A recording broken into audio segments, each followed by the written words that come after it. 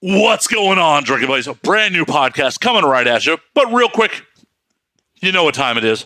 Time for a word from our sponsors. Those fine folks that bring you My Drunk Ass and this podcast every fucking week. Yeah, they just bring you My Drunk Ass and this podcast. And they're fine goods, of course. Of course. First and foremost, we are brought to you this week by our friends at And Now We Drink. We are brought to you by the video versions of this podcast that are available now on Vimeo for 99 cents an episode or $6.99 a month. Get you all 60-odd episodes that are currently available. Unlimited streaming. The video versions are ad-free, full HD. They get kind of crazy. This week's episode with Kitty Jaguar is going to be... I will give you a heads up. If you want to buy it, we had some technical difficulties with the video. The first 17 minutes have no video, but then it comes in. I also had to censor Kitty getting a little too naked for Vimeo, but it was a really fun episode and, worth checking out. Once again, check out all the video versions at anwd.net/videos. Once again, that is www.anwd.net/videos. We are also brought to you this week by my Twitch streaming ass. That's right, guys. I'm streaming on Twitch a couple times a week, including doing a comedy game show, Jackbox for Jagoffs, every Sunday at 7 p.m. Pacific, 9 p.m. Central. We have a bunch of our funny friends come on and play Jackbox games. So check that out at twitch.tv/MattFandSlayer. The full schedule's on my Twitch stream. And if you have Amazon Prime, do me a huge, huge solid. Sign up for free for a Twitch Prime account and throw me a sub. Costs you nothing but a couple minutes. And throw some money in my pocket, which really helps me out right now as the pandemic continues and I'm still low on production work. But either way, come hang out on Twitch. Come bullshit in the chat. Come watch me play some games. Hang out with my friends. It's a blast. It's a goddamn blast. Once again, that is at twitch.tv/MattFandSlayer. Last but not least, we were brought to you by our friends at Vinyl Me Please. Vinyl Me Please is the Record of the Month Club. The best damn Record of the Month Club. In fact, every month, Vinyl Me Please has one album that is pressed exclusively for its members. And that album contains things like bonus tracks, inserts, color variants, and also comes packaged with an album-inspired art print and custom cocktail pairing recipe. You can't beat it. Rad vinyl, new cocktails, awesome art. And Vinyl Me Please isn't like Record of the Month clubs of old. It's month to month, no strings attached, cancel anytime. So start building your vinyl collection today at www.joinvmp.com/ANWD. Once again, that is www.joinvmp.com/ANWD. All right, guys, let's get on with this fucking show. My guest this week is adult performer Kitty Jaguar.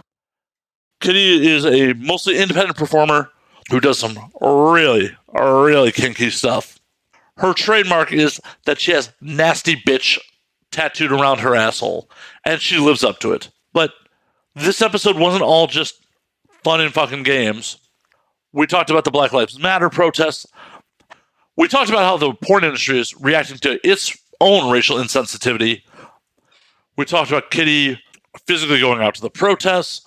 We talked about the difficulties of having to explain to younger family members about sex work and a whole bunch of silly shit. This was a super fun episode. Sit back, relax, pop a cold one, and enjoy, Drinking Buddies.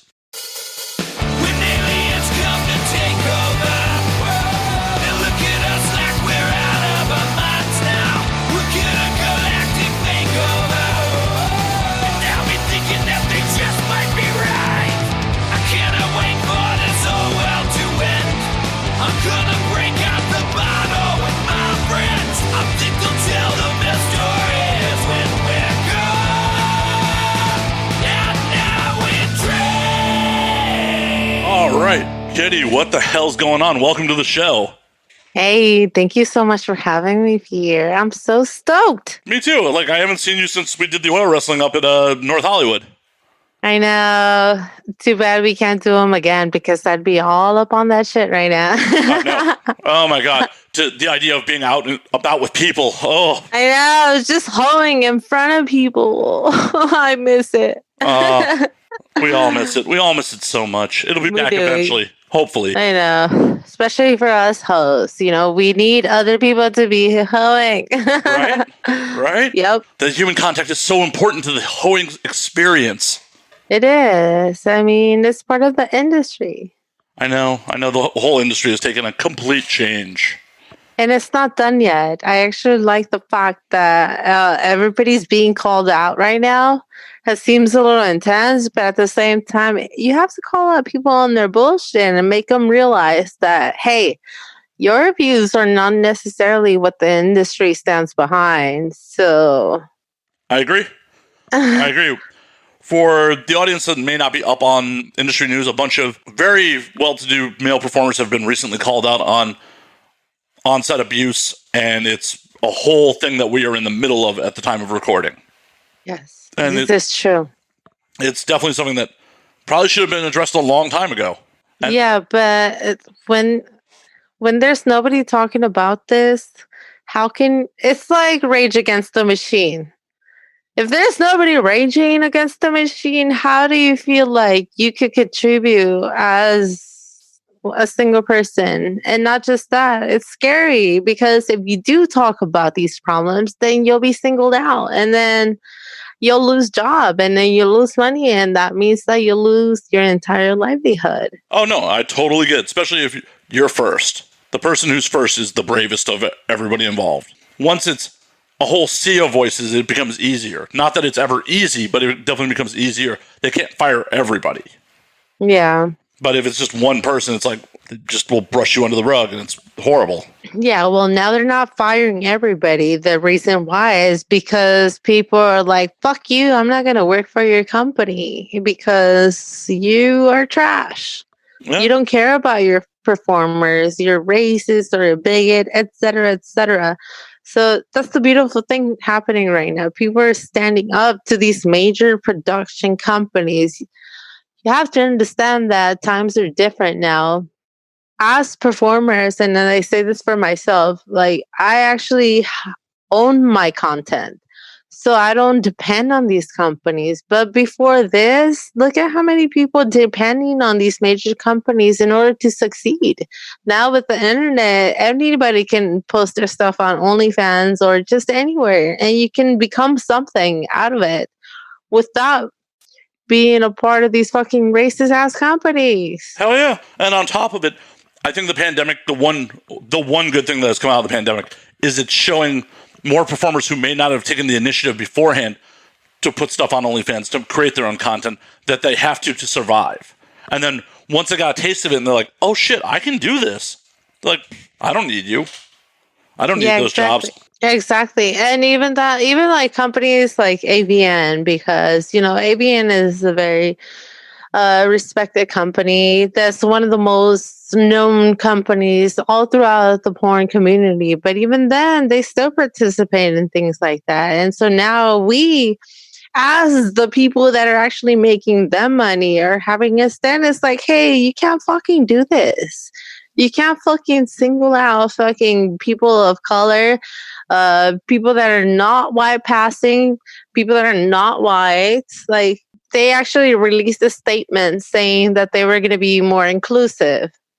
And I commented on their post and I said, okay, cool. But does that also mean that now you'll also fucking recognize and give awards to people that are not the same performers year after year after year after year? That part probably won't change, unfortunately. Well, I mean, it might not, but that's why we have to call them out right now. It's a step.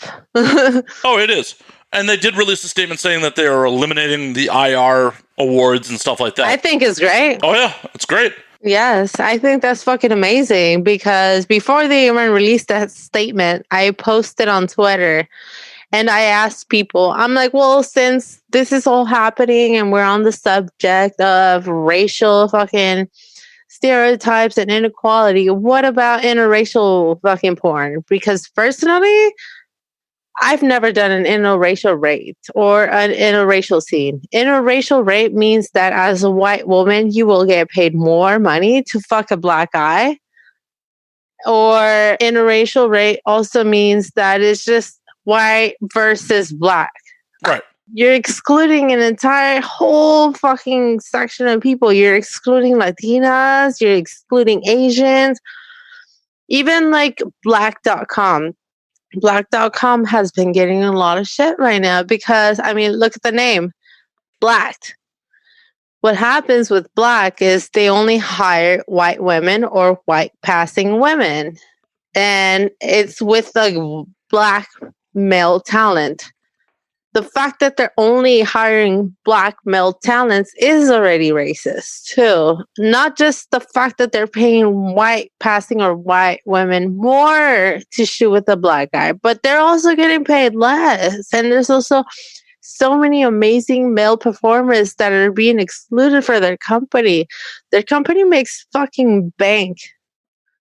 And they're secluding there's just so many people. So I think it's good. It's time to wake up. Like, hello, we're here. Wake the fuck up. How can you just post a statement saying that you are behind Black Lives Matter, where your whole company, if you look down your timeline, it's just white men, white men, white men, white women, white men. Hello. A statement's not going to do shit. You have to actually prove that you are behind us and behind the minorities and behind the Black men and behind the Black women.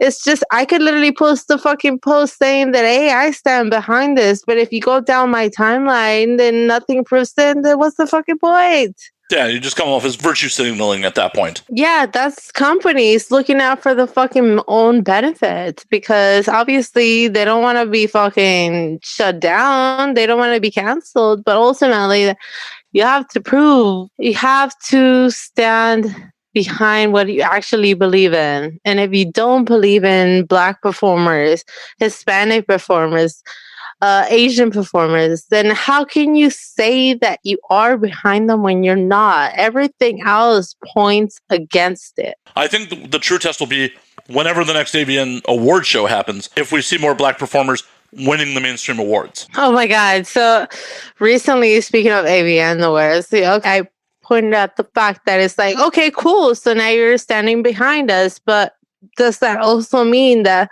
you're going to give awards to other people that are not the same people that are always winning? And he's a production company. He has a production company.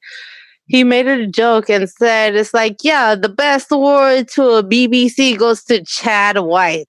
It's a joke, yeah, but also that's the point that I'm trying to make. AVN says that they stand for us and they're with us, but ultimately nothing shows it. Well, I think that what the AVN may need to do is, I've talked about this on the show before, how the awards are actually selected.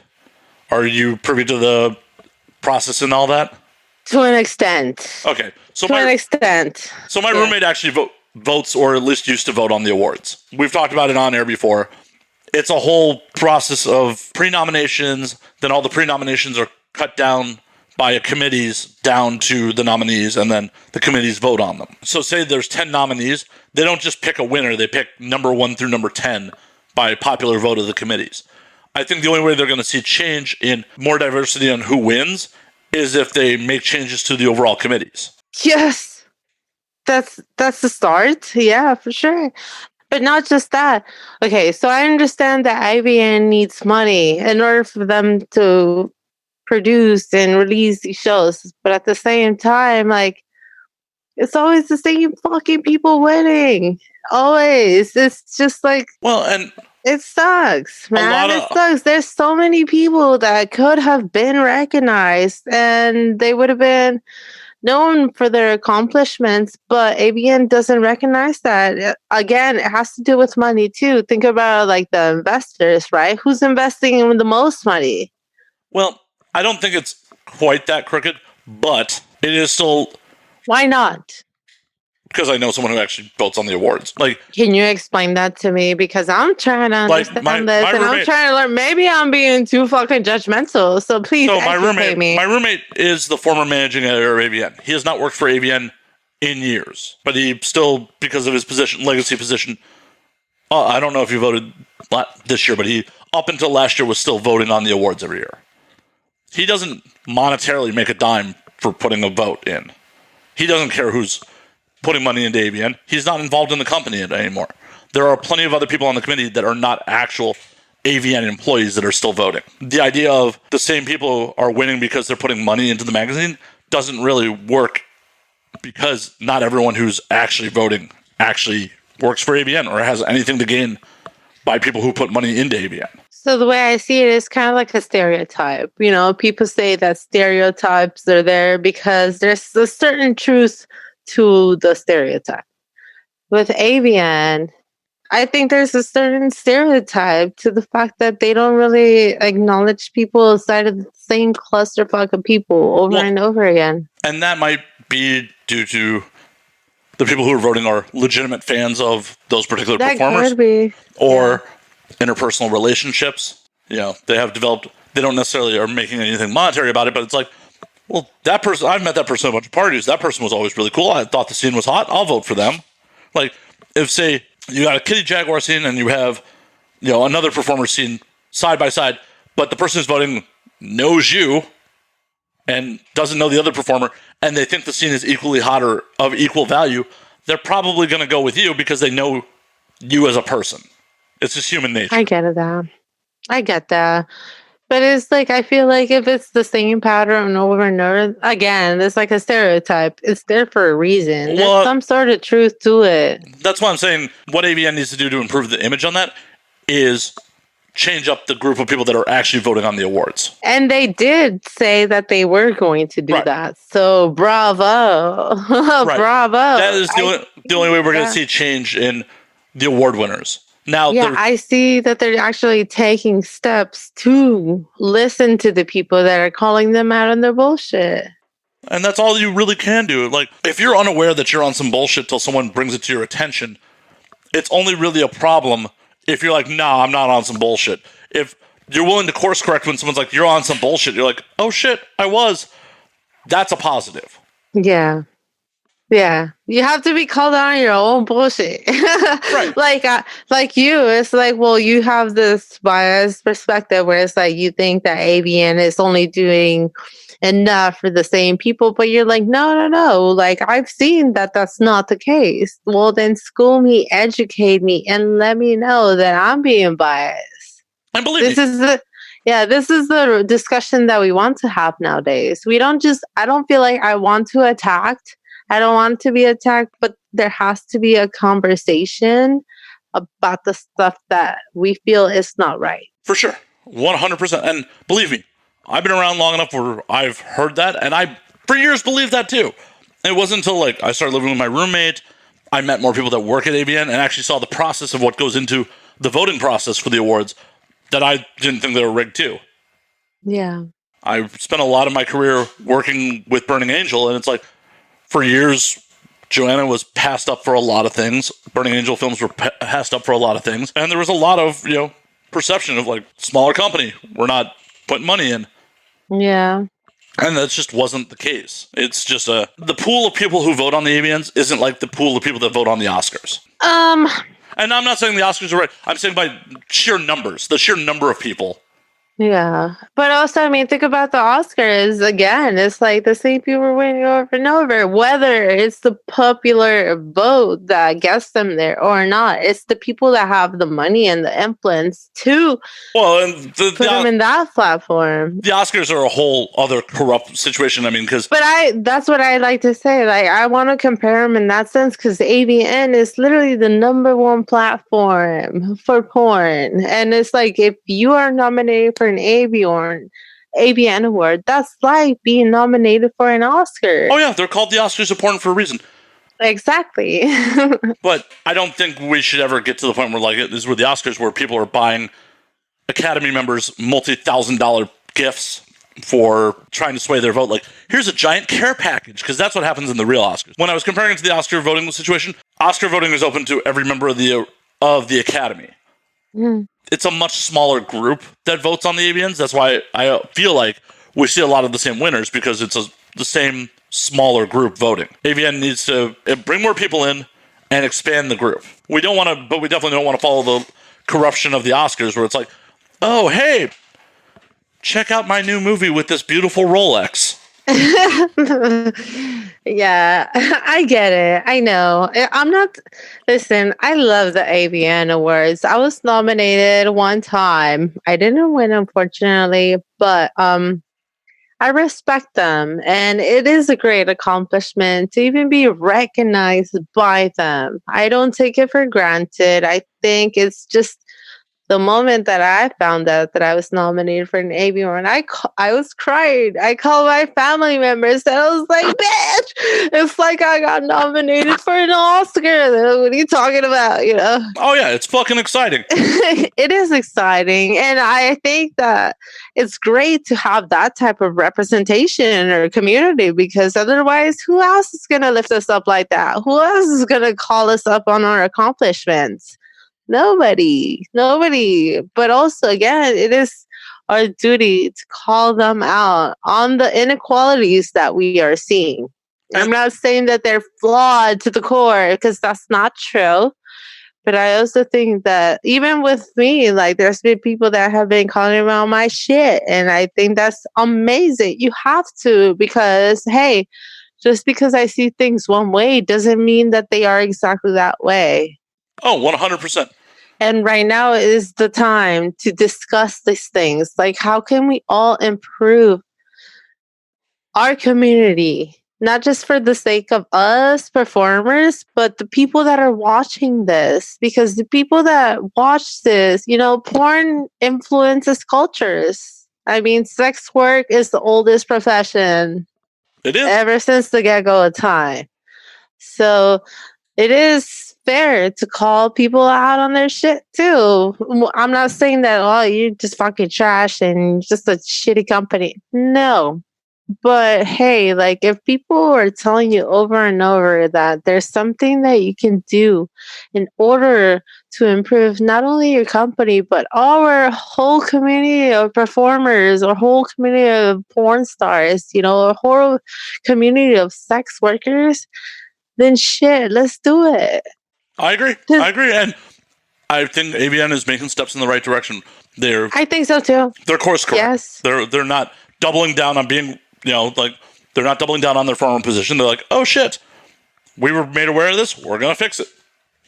Yeah, I like that too. That's what I'm saying. It's like, hey, I'm not saying that they're trash, but again, you have to call them out. I do recognize the steps that they've been taking, and I appreciate it to the core, because it matters. Any step that they do in order to change the system that we're in, it helps all of us. So I see AVN and I see them doing their work, and not just AVN. So many other companies right now that are being called out are doing that. But then again, that's what happens. You have to call them out. You have to call me out. Like, if I'm saying some bullshit, you have to fucking come and tell me, like, bitch, you tripping.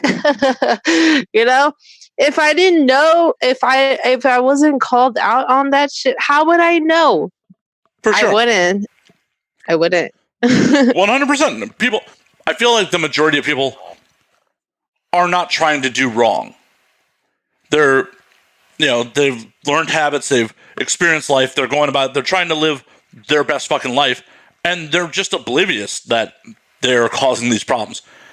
And hopefully, when they're called out on these problems, they go, oh shit, I didn't realize I was being an asshole. And they course correct. Yeah, they have been recognizing the fucking issues and their flaws, which is amazing. Exactly. Mm-hmm. That's all you can ask from somebody. You can't just, unless someone is doing something malicious. Yeah, and I don't think AVN was. No, definitely not. No. This is the biggest problem I feel with all of American society on every aspect is we lack nuance. There's so much, you did something wrong, you should be canceled.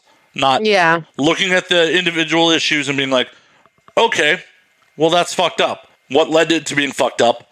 What was the response to it being fucked up?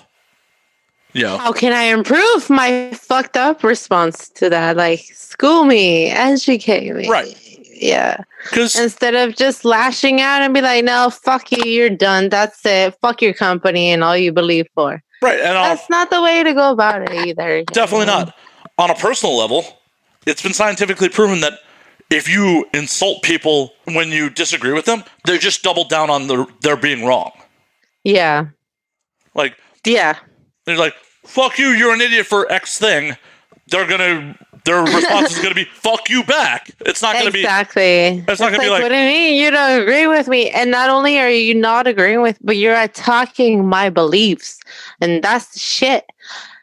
You're attacking and I see this right now in porn because every time I scroll through Twitter, there's so many performers that are just attacking each other nonstop, back and forth, instead of like hitting me up on a DM and be like, hey, what you did in this scene, I don't think it's appropriate and I don't think it's okay. Or maybe there could have been something done different, unfortunately, we have a performer base in a lot of cases that is very young. Yeah. There isn't, in some cases, a ton of life experience. I mean, this is why often the industry is compared to high school. I mean, realistically, a lot of the porn performers are young. That's why you got to be 18 in order to do it, right? You're young, right. You're immature, you're just... Hell, at 18, I definitely did a lot of things that, if I did them today, would be problematic at 18. I don't even want to get into that. But you have to acknowledge that decisions you made at 18 were not necessarily the best decisions you're making for your life. Yeah, no. And then now, not only that, like, we have the power to just go online and tweet anything. Whether you feel like it's right, whether it's wrong, or whether you have the facts to prove it or not. It's just so easy to just call people out. And then now you have your entire fan base going against you and attacking you, putting death threats on you, where like you could have just came and talked to me and explained to me like, yo, what you did was not right. Then maybe I would have understood it and be like, hey, I'm so fucking sorry. Like, how can I do this better next time? Well, and on top of it, with the fan base, sometimes you might be coming at someone correctly and your fans will take it to a whole nother level. Oh, I know. A great example of that was I posted a clip with Liv Revamp from when she was on the show like a year ago. And her and I got into a continued debate about what was on the clip, like in the YouTube comments. We're friends in real life. And, we're not exchanging, we're just continuing the debate we were having in the clip. And one of her fans just like goes at me.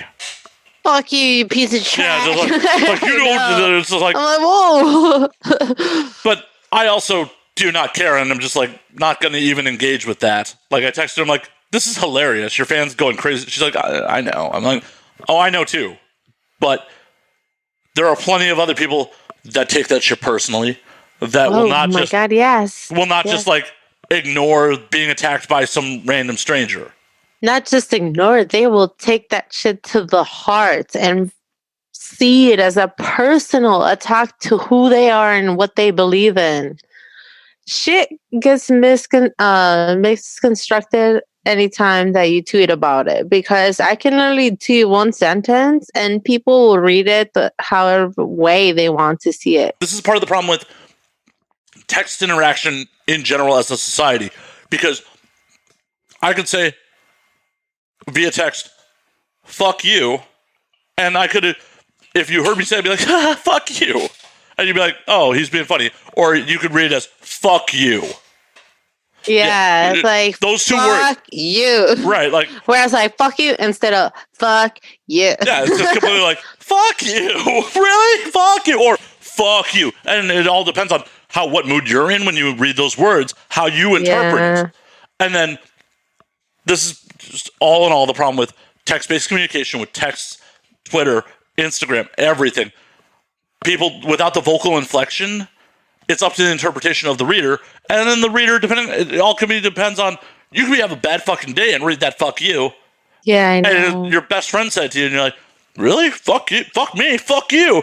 And shit blows up when it's just like, if we were on the phone, you'd be like, oh, he's just being funny. Let me tell you an example of this because I recently, today is Tuesday. On Sunday, I went down to West Hollywood for the LGBT protests and the Black Lives Matter. And I made a poster, right? And one of them said, less violence, more anal.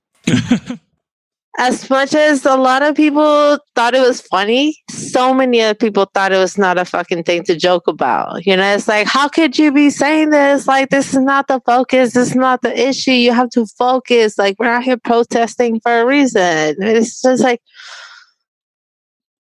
I get that. I get that. But also, my intention was not to offend anyone. My intention was to just go out, support people, and also make people laugh and smile, because when you can actually make people laugh and smile during especially hostile situations like that, I feel like you can have more of an understanding of what's actually happening. Whereas, like, if I'm attacking you and your personal beliefs in my poster, then you won't get it. You'll just automatically shut me down, you know? Exactly.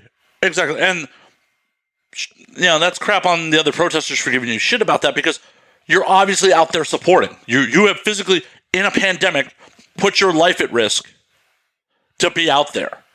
Yeah. Just because your message is not 100% in line with their message, you're still in the right. You're on the right side of fucking history here. That's what I said. I'm like, listen, it doesn't matter how you wanted to perceive it. My heart was in the right place.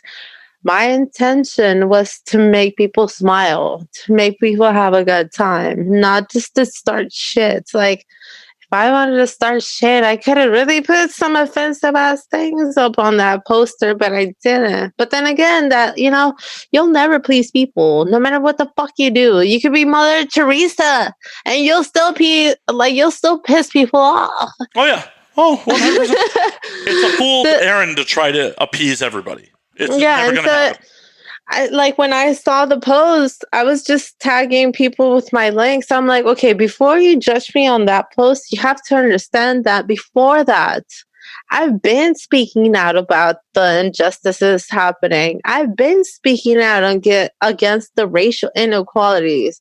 It's not that I was out there making fun of shit. No, I was not there. But also, like, I was just there to turn the lighten the mood up in a sense, so that if I was there, I wouldn't be shot at with a fucking rubber bullet by police officers, so that I wouldn't be arrested just by having a sign out, so that everybody could have the opportunity to speak out and say what they wanted to, no matter what it is. I mean, this is America, the land of the free. The land of the free. Quote unquote. I mean, quote unquote. I agree. But see, that was my take on it. And like, I knew that it was going to piss people off right away, but also that's the shit. I was scared to go out and protest. I was scared to bring up my sign and all that. But you know what? I took video of like people's reaction over and over, and everyone was just having a good time. They were just like smiling. It distracted people from the seriousness.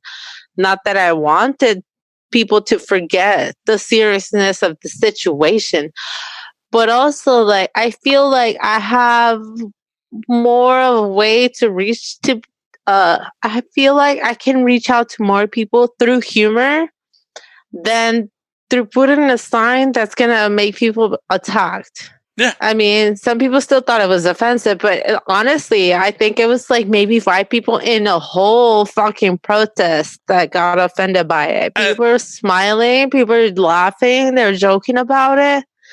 And at the end of the day, you can't lose sleep over those 5 people. And not just that, like, I mean, it doesn't matter what the fuck you do. People, there's always going to be a black and white kind of area to whatever you say. I can say I love anal, and there's gonna be people like, fuck anal, fuck you, bitch. Like, why do you like anal? You're trash just because you like it, you know? But it's like, yeah, and I know. And actually, I had somebody that asked me, how is your sign even relevant to this? And then I told him, listen, I'm a sex worker and I'm known for anal. It's not that I'm trying to downplay the situation, but I also wanted to make fun of the slogans that are already going out that I don't agree with, which I'm not going to say here. Cool. So that was my stand against it. You know, it's not that I'm trying to make fun of it, but also like I was making fun of the seriousness of it in a sense. And it's that I wasn't trying to offend people, but Hey, you have to understand, it's like you can't, like, no matter what you say, you can never fucking win. There's always going to be people that don't agree with you. well, and that's why their opinion really doesn't fucking matter. Well, I mean, it matters because look at where we are. If their opinion didn't matter, we wouldn't be where we are right now and fighting all these fucking racial and inequalities and all. We wouldn't even have a Black Lives Matter movement. We wouldn't have an LGBT fucking movement. You know, it does matter because their voices are heard. It matters on a societal level. As a personal level, it doesn't matter. If like them being offended by your sign isn't something that you should lose sleep off of. You shouldn't lose. I didn't. It shouldn't take you away from, discourage you from the greater good because 5 people detracted from your sign. Society, yeah, as a group, should be fucking heard. Yeah. But obviously, within that whole group, that whole society, not everyone agrees on everything. Yeah. And as long as you are moving towards the greater good. And that was my intention with it. Right, you know, I wanted him. It's like just putting yourself out in a protest like that. You're scared. Actually, we almost got ran over. Holy shit. What happened? We did. So the whole protest was marching down. We were all going down Santa Monica Boulevard. And then at one point, we're all going this way. And then there's this lady coming from the right of us. And I just hear a bunch of like banging sounds, like, pop, pop, you know, just intense. And then I just hear a window shatter. So I look to my right, and then I see a car just kind of speeding towards us through the crowd. This lady almost ran over several people. So then I see her and I froze because, like, you know, it's scary. It's a fucking scary thing to see. Like, you just see a car driving straight towards you. And then I just look back to see where my friends were. And then I see one of my friends behind me and she wasn't looking. I was frozen, but all I could say was like, move. So then she looks at me. She's like, what are you talking about? And then she looks to her right and then she sees this car just going towards us. So then luckily she fucking moves out of the way. And then the lady driving the car sped up even further. So I was trying to get a good glimpse of her license plate, but it's fast. It's like that. Like, it's so fast that you can't even fucking see it. Nobody was recording it. Like, no, in those adrenaline situations, yeah.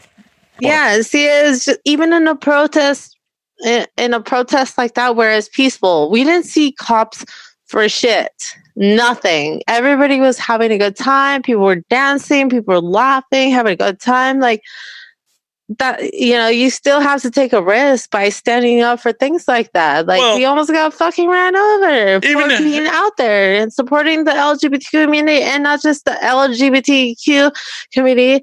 Black Lives Matter. Right. And besides the immediate physical harm risk, you are still taking risks in this pandemic, being in such close quarters with so many other people. I mean, we were all wearing our masks, but even then, a mask is not 100% guaranteed. No, and to be fair, that's part of the reason I have not gotten off my fat ass and gone out and protest. I was scared to do it before, but honestly, once I found out that it was the LGBT community and it was an organized, peaceful protest, actually, the LGBT community backed down from it because they didn't have the proper documents to organize it. People still showed up and it was a peaceful protest. But yeah, that's what I'm saying. Like, I was scared to go out and expose myself like that. You know, it's dangerous. But then what I think of is like, if I don't do this, who's going to do this for my nephew? Or who's going to do this for my nieces? They're young. If they don't see somebody standing up, why would they ever fucking stand up? They will just submit. And I don't want to give that type of future to my kids. I'm not a mother. I don't ever want to be a mother. But like I said, I have my nieces and nephews and I have friends that have babies. And And you never know how life will change. You may make the decision at some point. Who knows? Yeah, and so it's just, it's just like greater than I am. Like this is so much bigger than who I am or what I believe. I just wanted to make sure that I went out there and showed the fact that I support this, no matter how scary or dangerous it is. Like, and I don't know. No, good on you. Good on you. I personally have felt like a little bit of a hypocrite about it because it's like, I support the fucking movement, but I haven't gotten off my ass because I wouldn't say, oh my God, I'm terrified of fucking COVID, but I'm also. It is terrifying though. Yeah, believe me, I've read a lot of articles. It's not how I want to die. And I've had some respiratory issues in my life, and I'm just like, yeah, I am only leaving my apartment like once every couple weeks at this point. So, and in none of those situations am I putting myself in a large group. And I'm not willing to potentially make the sacrifice. But see, the thing is that even though you might not be out on those protests, you still have the platform to reach a greater audience, like you are right now. You're allowing me to express all of the thoughts that I've been dealing with, and you've let me experience my situation, going out and actually putting myself in that situation, which I feel is nothing because there's been people protesting in 90 fucking degree weather. I'm just like, how? Like, it's hot as fuck. I'm just sweating my balls out. How are you out there? You're still giving us the platform. And I'm happy to do so.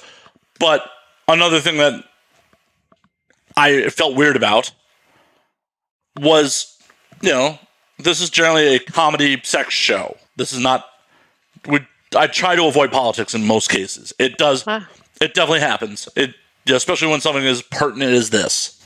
It definitely needs to be discussed. But it's not usually shit like this is not part of my public persona. If you go down my timeline, there's not a ton of Black Lives Matters tweets. There's not a lot of me standing for anything politically. I get it. You don't. And I don't want to come across as like, oh, because it's posh now, Matt's virtue signaling. No, I don't think it's just that it's posh. It's critical. It is critical. I've since I started doing porn, which was 3 years ago, I've been in the same situation. I never want to take sides because the moment you take sides, then now you gain some, you lose some, but you're more likely to lose people than to gain some. Well, I'm not even worried so much about the loss of the game. It just, I don't want to, no matter what I say or I do, I don't want to come across as insincere. Yeah. Like I will say, I've said plenty of horrible shit on this show. Like I make horrible jokes all the fucking time. I mean, we're all human beings, though. We're fucking right, and a lot of this is my own fucking issue that I just need to get over. It's nothing beyond that. It's just all in my fucking head of like, oh, well, it seems like you're just virtue signaling that because this isn't something you regularly talk about. This isn't something that. So it's just something that I have to personally come to grips with, and that's all it is. I mean, I agree, and I support what the fuck's going on. But it is scary, though. It is scary because ultimately, you and I could lose all our fucking livelihood, our income, because of what we stand for and what we believe. And that's the scary part. It is. I was fucking scared to talk about anything that was like this right now, Like I said, for the past 3 years, I've never wanted to stand for anything that's not in the middle. But now that I see my nieces and my nephew, I'm like, shit. Like, if I don't do this for them, who's going to do it? Like, I don't think we're already giving them the best fucking earth that they deserve. So, no. Shit. No, this is it's been bad. It's the fact that, like, people of our generation don't really think about it, but people in our fucking parents' generation, or definitely our grandparents' generation, experienced, like, not subtle racism. Like, full-on Jim Crow segregation. Yeah, to the point where you couldn't drink on a fountain next to a fucking white man. Right. Because you're black. Right.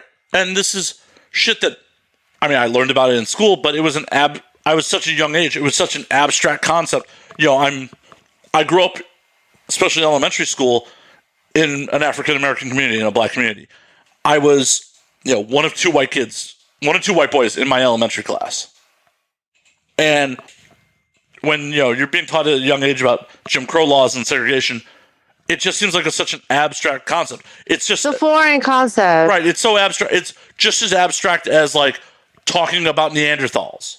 Yeah. Oh, okay. They existed, but I don't see it happening right now. Right. So it's not affecting me. But as an adult, you're like, holy fuck. My parents' generation actually lived through that shit. Yeah. You know, one of my friends just posted an article about the town. Like, I grew up in a suburb directly north of Chicago. And he just posted an article about the reason there's such a pocket of a black community in that suburb is because they forced them there. It was, you know, they would only give them mortgages and loans, the black community mortgages and loans in these blocks. And at least when I still lived there in the 90s, it was still primarily, those were the black neighborhoods. These were, you know, the white neighborhoods, even though those laws were still not on the books. And as a kid, you never really thought about why that was the black neighborhood. Yeah. But it's like, in our parents' lifetime, that shit, they were forced into those neighborhoods. They were forced into segregated neighborhoods. And that, as you know, it definitely has happened here in Los Angeles too.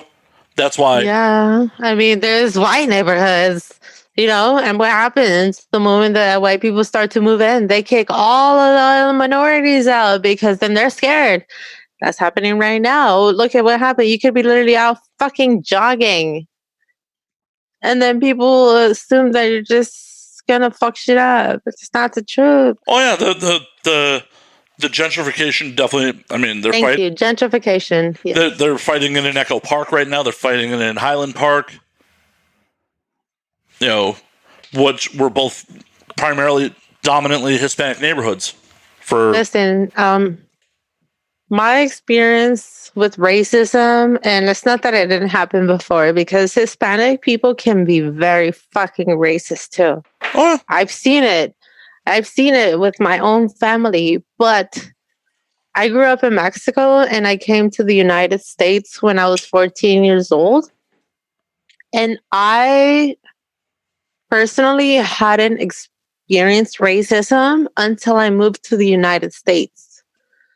Once I fucking realized what it was, I was like, this has to be it. This has to be racism. Like, why is it that my friend is being looked down upon where all she's doing is just being herself, but she just has a dark skin color, you know? And then, like, again, it's not that Mexicans or Hispanics are not racist, because they are. I've seen it happen over and over again, but it wasn't until I came to the United States where I fucking saw racism to the core. And that shit was scary. It still is scary. It still is scary. It's like... Well, it's scary to the fact that, like, a woman would drive her car into a crowd because you guys are protesting against racism. How do you feel so strongly about racism? To want to kill people. Right. To want to kill people. To want to potentially suffer the consequences of killing people over the tone of their skin. Yeah, I know. I don't get it. But then again, it's because I'm a Hispanic woman again. But then as a woman, you know, that still happens. And even just that, like, just with everything happening with the police, like, I personally lost my trust in the police department a long time ago. Let me tell you why. When I was fucking 18 years old, I was living in Burbank, and Burbank is a predominantly white area, you know?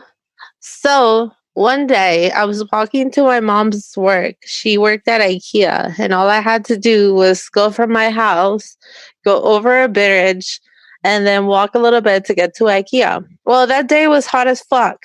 It was 12 in the afternoon. So I decided to go under the bridge. When I was under the bridge, I had this. I saw this guy's Escalade just parked there, which I thought it was unusual. But I had my headphones on and I just kept walking. And then all of a sudden, I feel a guy just grabbing me behind and just trying to pull me towards his truck.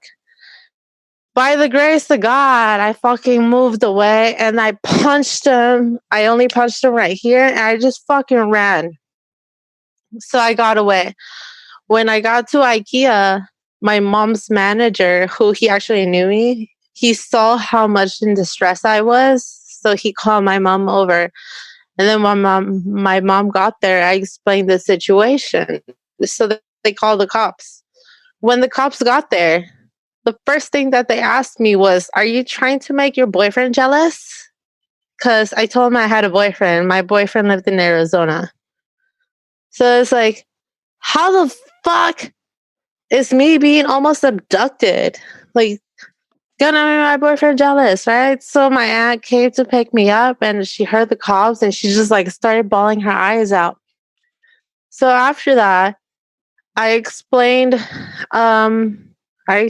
what the guy looked like. He was tall, he had long black curly hair, he looked Middle Eastern. He had a little bumblebee sticker on the back of his Escalade. He was dressed nice. So the Burbank Police Department called me back again, and they showed me a photo lineup of bald, cholo-looking fuckers. After that day, I lost my trust in the police department completely. How can you think that me saying that I'm about to be fucking kidnapped, it's gonna make my boyfriend jealous, you know?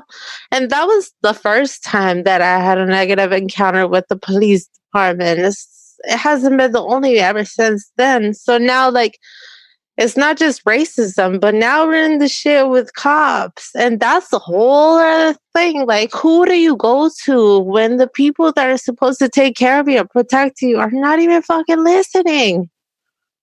I don't know. I honestly don't have an answer on who we're supposed to go to at that point, because we certainly. That's why. Have you ever heard? I saw a meme that it's like, have you ever heard of people say "fuck the fire department"?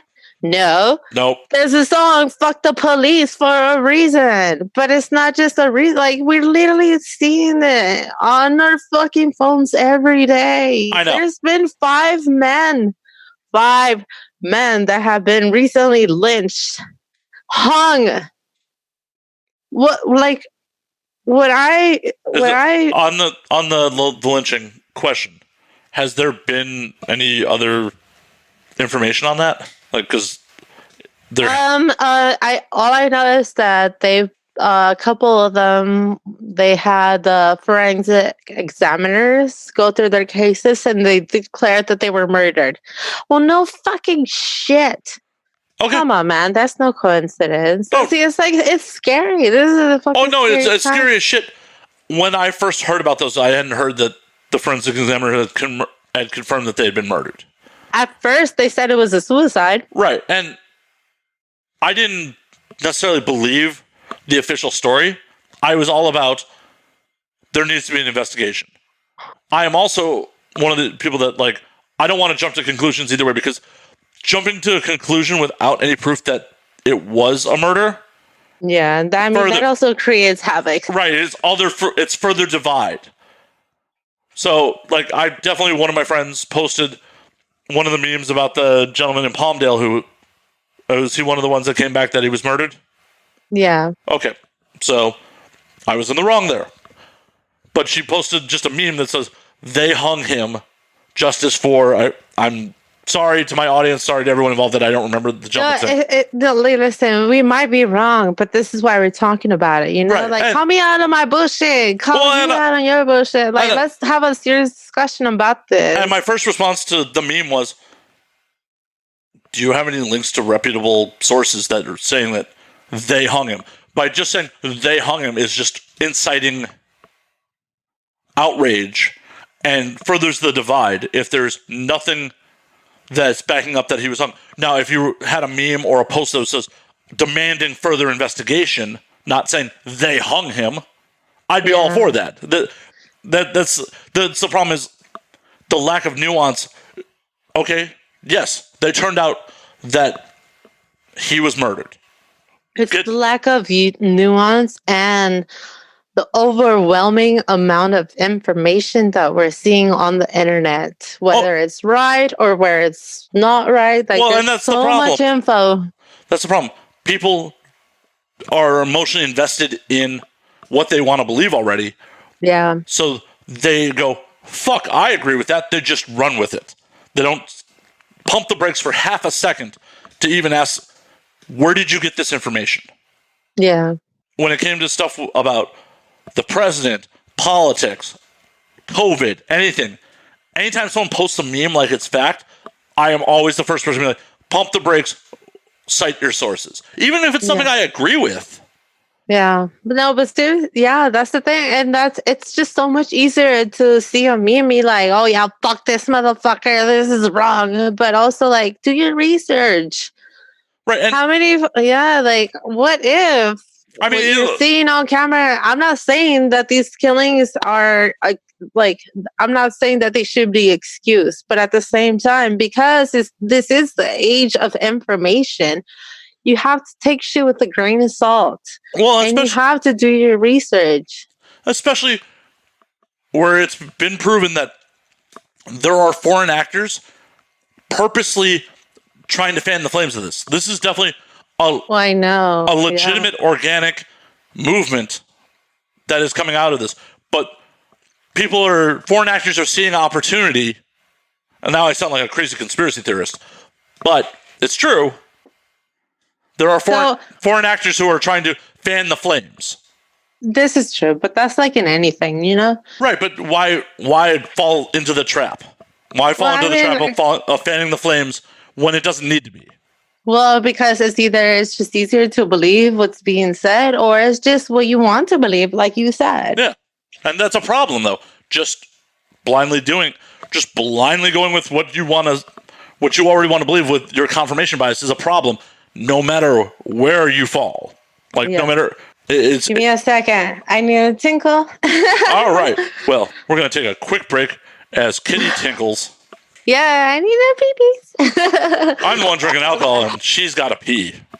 So Kitty Jaguar is back from her urination. Thank you for letting me pee. I didn't know I was in control of the situation, that you need my permission to pee. You're in your own. I'm a submissive. I always need consent. Okay, well, next time you got to ask me a little better then. You got to. Okay. You can't just get up and be like, I'm going to be master. Can I please go pee? No. What do you like to be called then? What can I call I was just saying you can't go pee. Okay. So another thing that I would like to discuss, because I think this is very relevant. Right now, just every time you look at Twitter, right? People in the porn community are just attacking each other. Like, nonstop. Well, this fucking company did this fucking person did that. Like, what is your stand on it? Unfortunately, it's the nature of the beast with porn, because there's not much guidance in this industry. You probably can attest. Like, you've been in 3 years. Yeah. How many people have actually given you solid career advice, or this many? Right, exactly. A handful, and they're probably other performers, right? No agents, no producers, no. No, I'm an independent contractor. I do my own porn, my own scenes. Right. I don't really work for major production companies. But no one who's in a position of authority has been the ones giving you advice.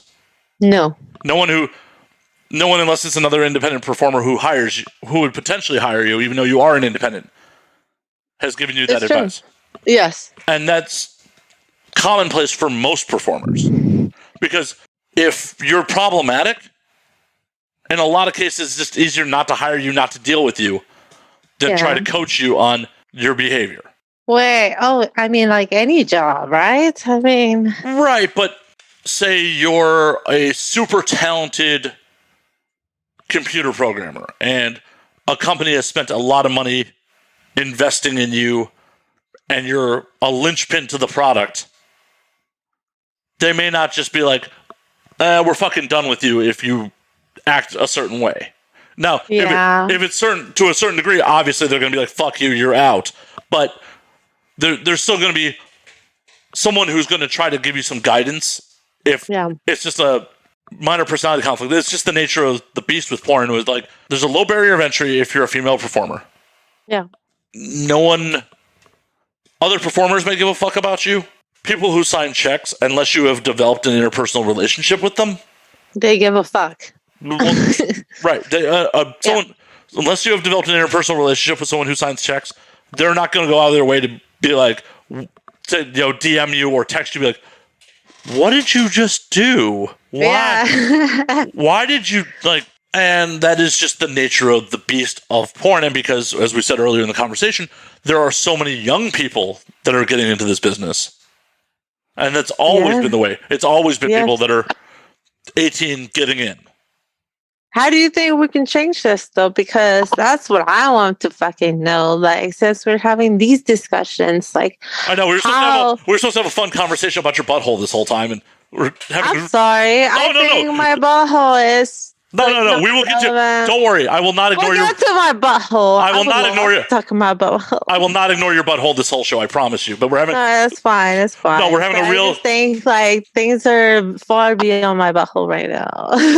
Don't worry. No, I agree. But I just want to promise to you and my audience, we are not going to ignore your butthole this whole time. Whenever you want to talk about my butthole, let me know. Because I'm ready. Well, you're like, fuck this serious. No, but we. No, it's not fuck this. Like, no, I know. That's what I'm saying. I've heard your reputation. Your butthole's always ready. I know. Yes. Yeah. But I would don't love know. to talk about my butthole and all that stuff. Maybe we can do that for the rest of the show because I feel like we've already hit enough topics where it's like. I'd like to finish this point. We should not just make the poor segue to your butthole. Your butthole deserves more respect than this segue. Thank you. I appreciate that.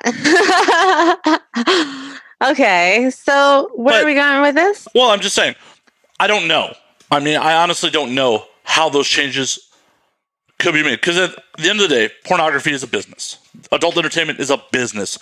Sex work will be there until the day of the end of humanity. Right. Like, it's not going anywhere. 100%. What financial motivation does someone have to look out for their fellow performer? That's what's going to implement change. That's a good question. Right. Unfortunately, people are not going to. They're not going to just do it because it's the right thing. No. Hell, in a lot of cases, for someone who's hot and new to burn out and fade away, benefits veteran performers. Especially for a mainstream platform performers, because it's like, if there's no competition, baby, I'm on top. Right? You know me. Yes. You know I won't cause drama on set. I know. Like, I know you know me. I'll recommend you to my people. My people will work with you, and then fuck the other people that are just starting out, even though they're amazing. Right. So until there's a financial reason to develop talent, I don't think it'll change. That's fucked up. It's fucked up, but lots of things in this world are fucked up. I know, and because of the fact that it's fucked up is why you and I have been sitting here talking about this shit for an hour already. I think the thing is, like, it's important to have these discussions. It's important. It's important. It's important to talk about this because we have the platform to reach a fucking audience greater than what we are as an individual. Definitely. And I'm not knocking organizations like APAC, which is all performer based. Yeah. That are trying to do the right thing. They are. But yes. The amount of people that are involved in APAC versus the amount of people that are actively performing is a huge divide. Absolutely a huge divide. Yeah. I had a friend of mine come to a party back in February, and he left an APAC meeting, and before he showed up to the party, he's like, I think we had 15 people there. You know, this is a performer advocacy group that is looking out for other performers. And 15 people showed. So until there's a reason for other performers to give a fuck about other performers, nothing's going to change. When it fucks with their money. Right, but it potentially fucks with their money to give a fuck about other performers. So, okay. For APAC, though.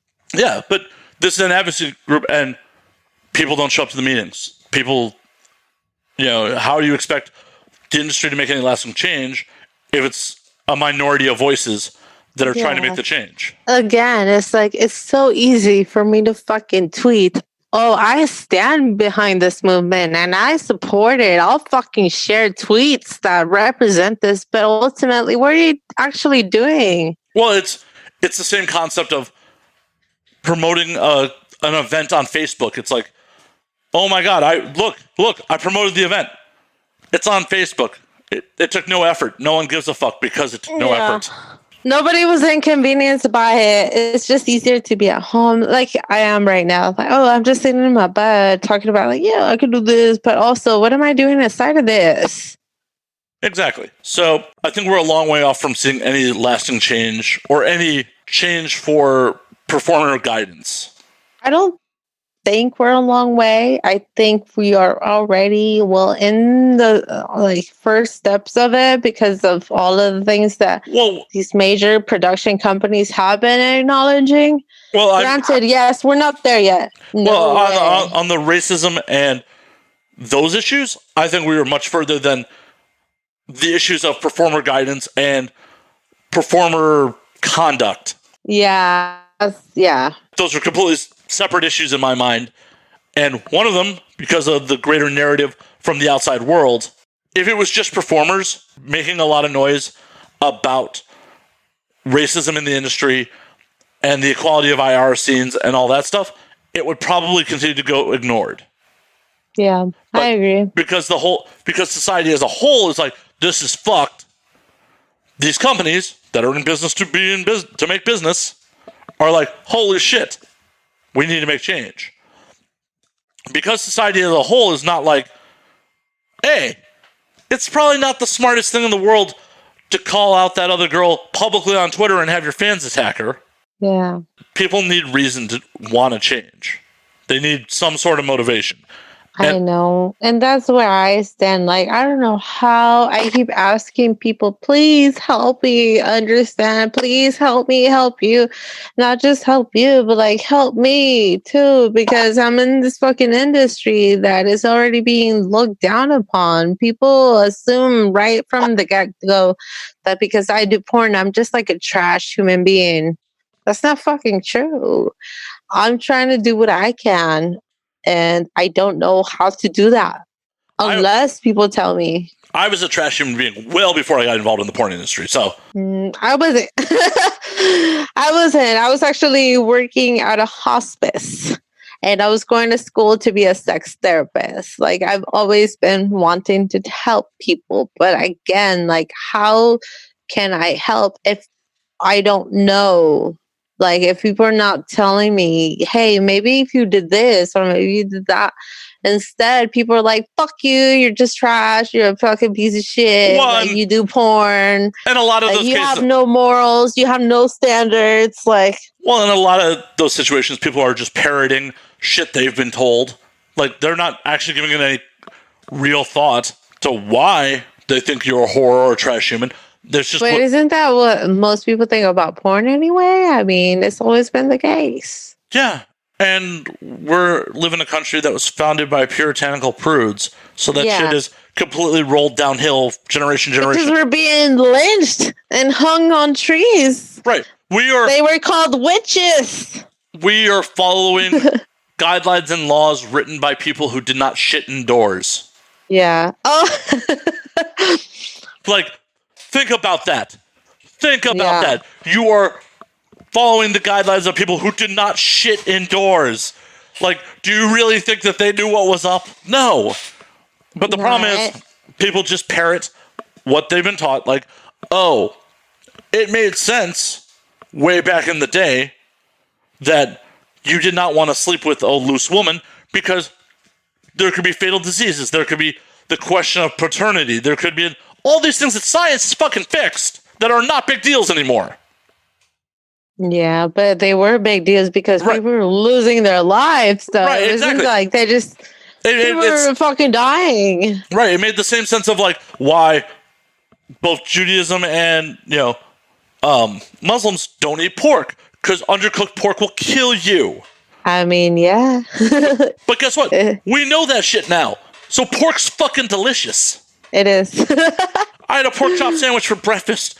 Like, shit. I like pork. I love that shit. I love it. But you can't just live your life parroting what someone else is parroting, that they're parroting from someone else that had, was a rule made hundreds or thousands of years ago, because that shit doesn't apply to modern society. Yeah. The idea of like, oh my God, I want my bride to be a virgin on our wedding night. Fuck no, I don't. Hell no. Like, or the fact that people still think that because I'm not married and I have sex side of that I'm just gonna go to hell. Well, and the thing about that is the majority of the people who probably think you're going to hell for it are probably giant hypocrites who have had premarital sex. Facts.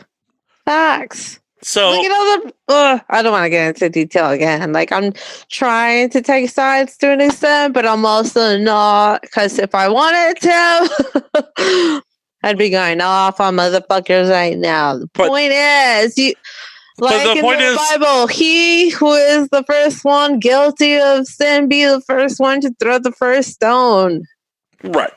Motherfuckers, come at me. In a lot of cases, I feel like that it's people that are vocally anti-sex work are either they want to just be oppressive. They just want to oppress sex workers for whatever reason, because sex work does give women upward mobility that they may not get in other lines of work. You can make a lot of fucking money in sex work. Gives us power. Yeah. Not just that. Well, it's power. Right. It gives you power. It gives you money. It could elevate your status in life. It could, if you chose to have children, potentially elevate their status in life too. But also, if you had children, that could fuck up your own status. Like, well, yeah, but I'm saying say you hit it big. Like, okay, let's look at one of the biggest names in the industry ever, Jenna Jameson. Jenna Jameson. I love her. Started off from pretty modest means. Yes. And I mean, I don't know what her financial situation is like these days, but there was a point where she was making insane money buying real estate. And if she had just decided to walk away from the game at that point, her kids would have been set for life. Her kids would have gone to the finest schools. Her kids would have, never worried about where the next meal was going to come from, if they'd have a roof over their head, if they were going to be able to go to college. And that all stemmed from Jenna's sex work. But then again, I'm saying sex work provides these opportunities. But also Jenna Jameson had to go through a lot of hurdles just to get where she is. I'm not saying it was easy. I'm just saying it provided her opportunities that a normal 9-to-5 may not have provided her. I'm witness of that. I mean, I can vouch for that. I was working 2 jobs. I was going to school to be a sex therapist, and on top of that, I was volunteering at a hospice. I was training volunteers how to deal with people at the end of their life. And I had just gotten hired to work and do everything that I was doing for free, but actually get paid. So I'm curious, what made you decide to get into hospice work? I was going to school to be a sex therapist, and I had to do community service. That's a difficult job. For anyone who does not know, For anybody that does not know, why don't you? Yeah. Hold on. A hospice is a place where people that have been diagnosed with an illness that gives them 1 year or less of life to live. That's where they go, because you have people that already understand your situation and they know how to take care of you, not just physically but mentally. So I ended up there because one of my assignments for my human sexuality class, as I said, I was going to school to be a sex therapist. One of them was either volunteer at a hospice or volunteer at a 911 call center. Originally, I wanted to be at a 911 call center. Like, I'm very morbid. And even nowadays, I will literally sit on my YouTube and look up like horrifying 911 calls. And it's not that I like get off to it, but I'm just like, shit, what if I was in that situation and I could have reacted a different way and helped them, like, anyway, my schedule didn't align with that. So I ended up at a hospice. And because of the hospice and because of the people that I met and dealing with the fact that they were at the end of their lifetime, I decided that I needed to do what was best for me, because at the end of the day, I will die alone. And even if your family is there, that's an experience unique to each other. Like, it doesn't matter how good you were or how much of a fucking shitty person you are. Death is just a unique experience. Yep, we're born alone, we die alone. Seriously, yeah. And that's why, like, I often have conversations with people. I want to know more about the hospice stuff in a second. For sure. This is why I often have conversations with people when, like, they're like, oh, I would love to do this or that. And, like, why don't you? Well, my family. Like, who the fuck are you living for? Yeah. Like, are you living for yourself or are you living for the expectations of someone else? At the end of the day, you're going to die alone. Yeah. You're going to die.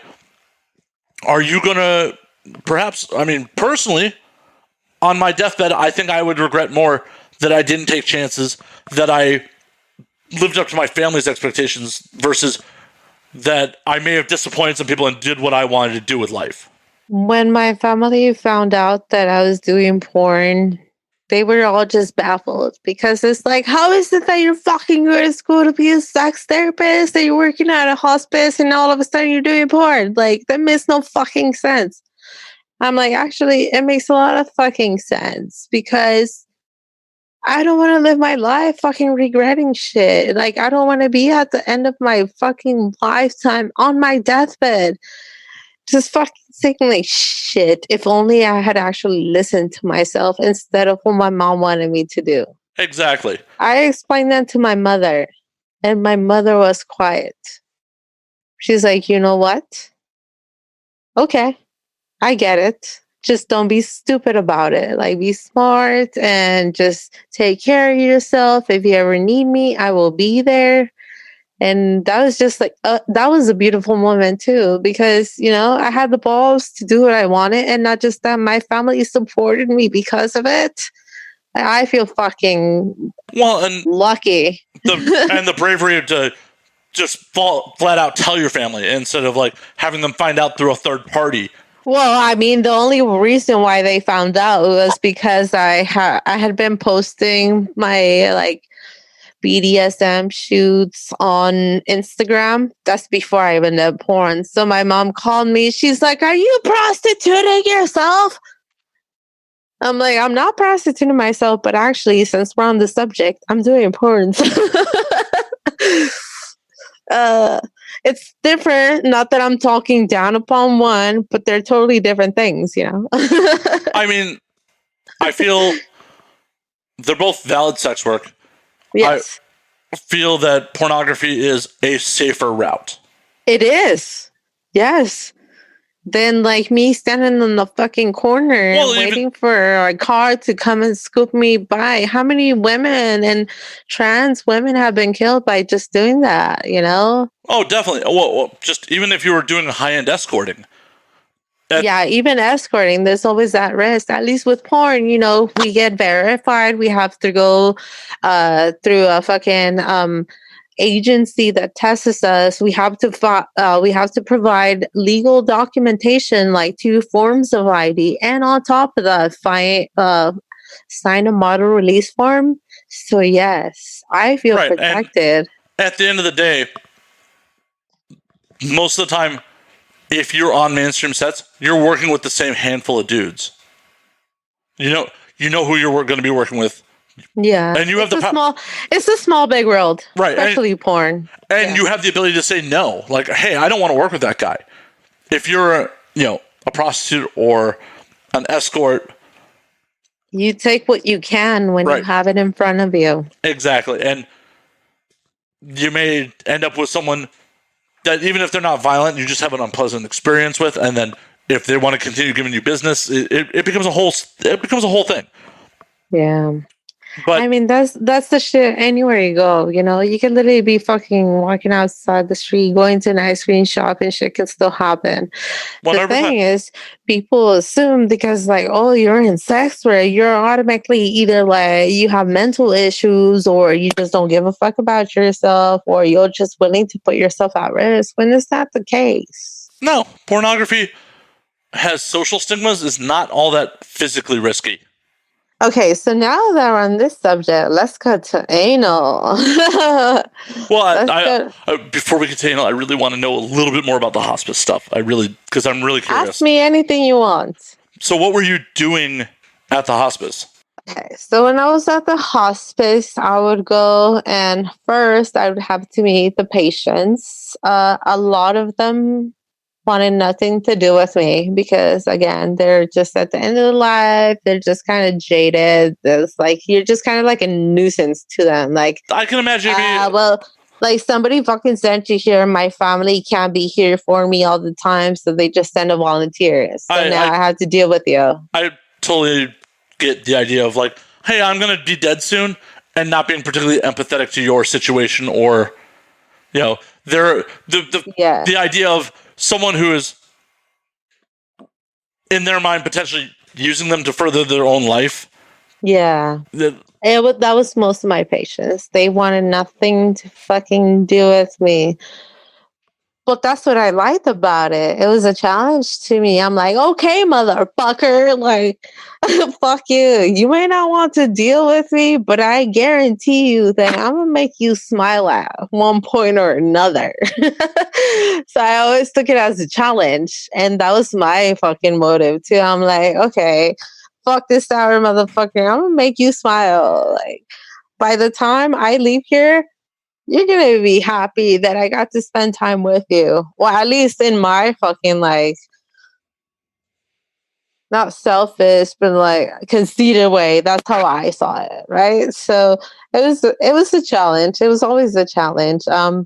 There's many people that didn't like me, and not all of them wanted me to be around. There was times where I had to just stop seeing them because they wanted nothing to do with me. But at the end of the day, like, realistically, like 90% of them did appreciate the fact that I was there, whether I was there like telling them a story or asking them about their life or just reading a fucking book or just sitting there literally just next to them as they're watching TV. Just the fact that you have someone there for you makes shit less scary.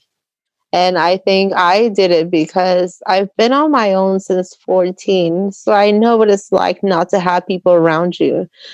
And when you do find someone that actually is just there for you, man, that makes a world of a difference. That can make it or break it. Definitely. Definitely. In your experience at the hospice, did you ever encounter someone who like voiced their regrets on their deathbed or while they were in hospice? Yes, many of them. And the way that they would voice it was they would tell me about how, I'll tell you an example. Let's call him James. So James was a really bitter, sour, old, angry man that didn't want to fucking talk to you, didn't want to deal with you. He was pissed off because his family put him in a hospice, but his family members couldn't take care of him. You know, you have to understand that to take care of a person that is in that situation, it takes a lot of work. A lot. You have to be there 24/7. And so James' kids, he had two sons. They had work, they had kids, they couldn't be there. So the only way that they felt like they could take care of him was by putting him at a hospice. So when I met James, he didn't want to deal with me for shit. It took me probably like 3 weeks to get James to actually like talk to me, because all he would do is he's like, well, you could just sit there. So he would just have me sit there next to him as he's watching TV. So over time, though, James expressed to me that he had always been so worried because he was trying to make sure that his kids were well taken care of, that he neglected his kids in the process of doing so. James was actually an air pilot, so he wasn't home much. And the way James explained it was like, I wasn't home because I just wanted to provide a future for them. Oh yeah, that's a common misconception with men. It's like, oh, I have to be a good provider, not necessarily a good father, not necessarily a good member of this family. I just have to be a good provider.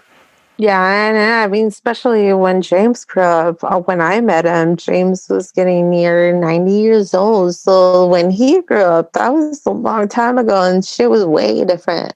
Yeah, I mean, but I do remember that, like, when I actually got to bond with James, he's like, I really wish I would have been there for my kids more than instead of trying to provide economically for them. that is a horrible balancing act that, you know, people have to deal with. It's like, that's a privilege that wealth fucking brings. It's like, oh, hey, I can be there for you financially, and I can be there for you emotionally, potentially.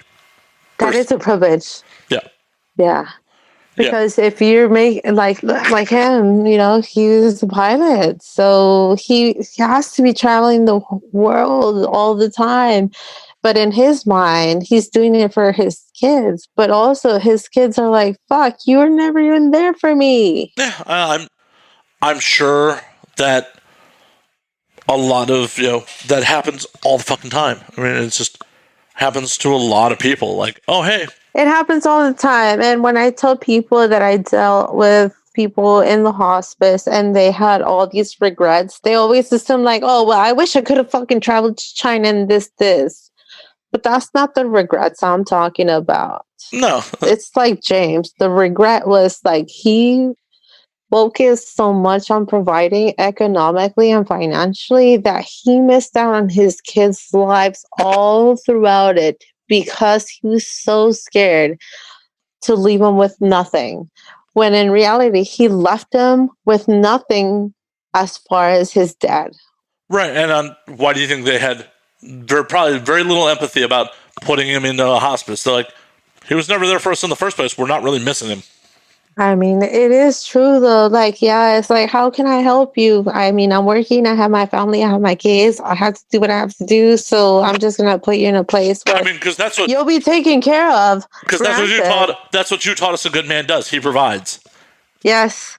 Yeah. And that's what I think when I think like, hey, I didn't do what I wanted to in life. It's not just like going places or experiencing things, but it's so much more than that.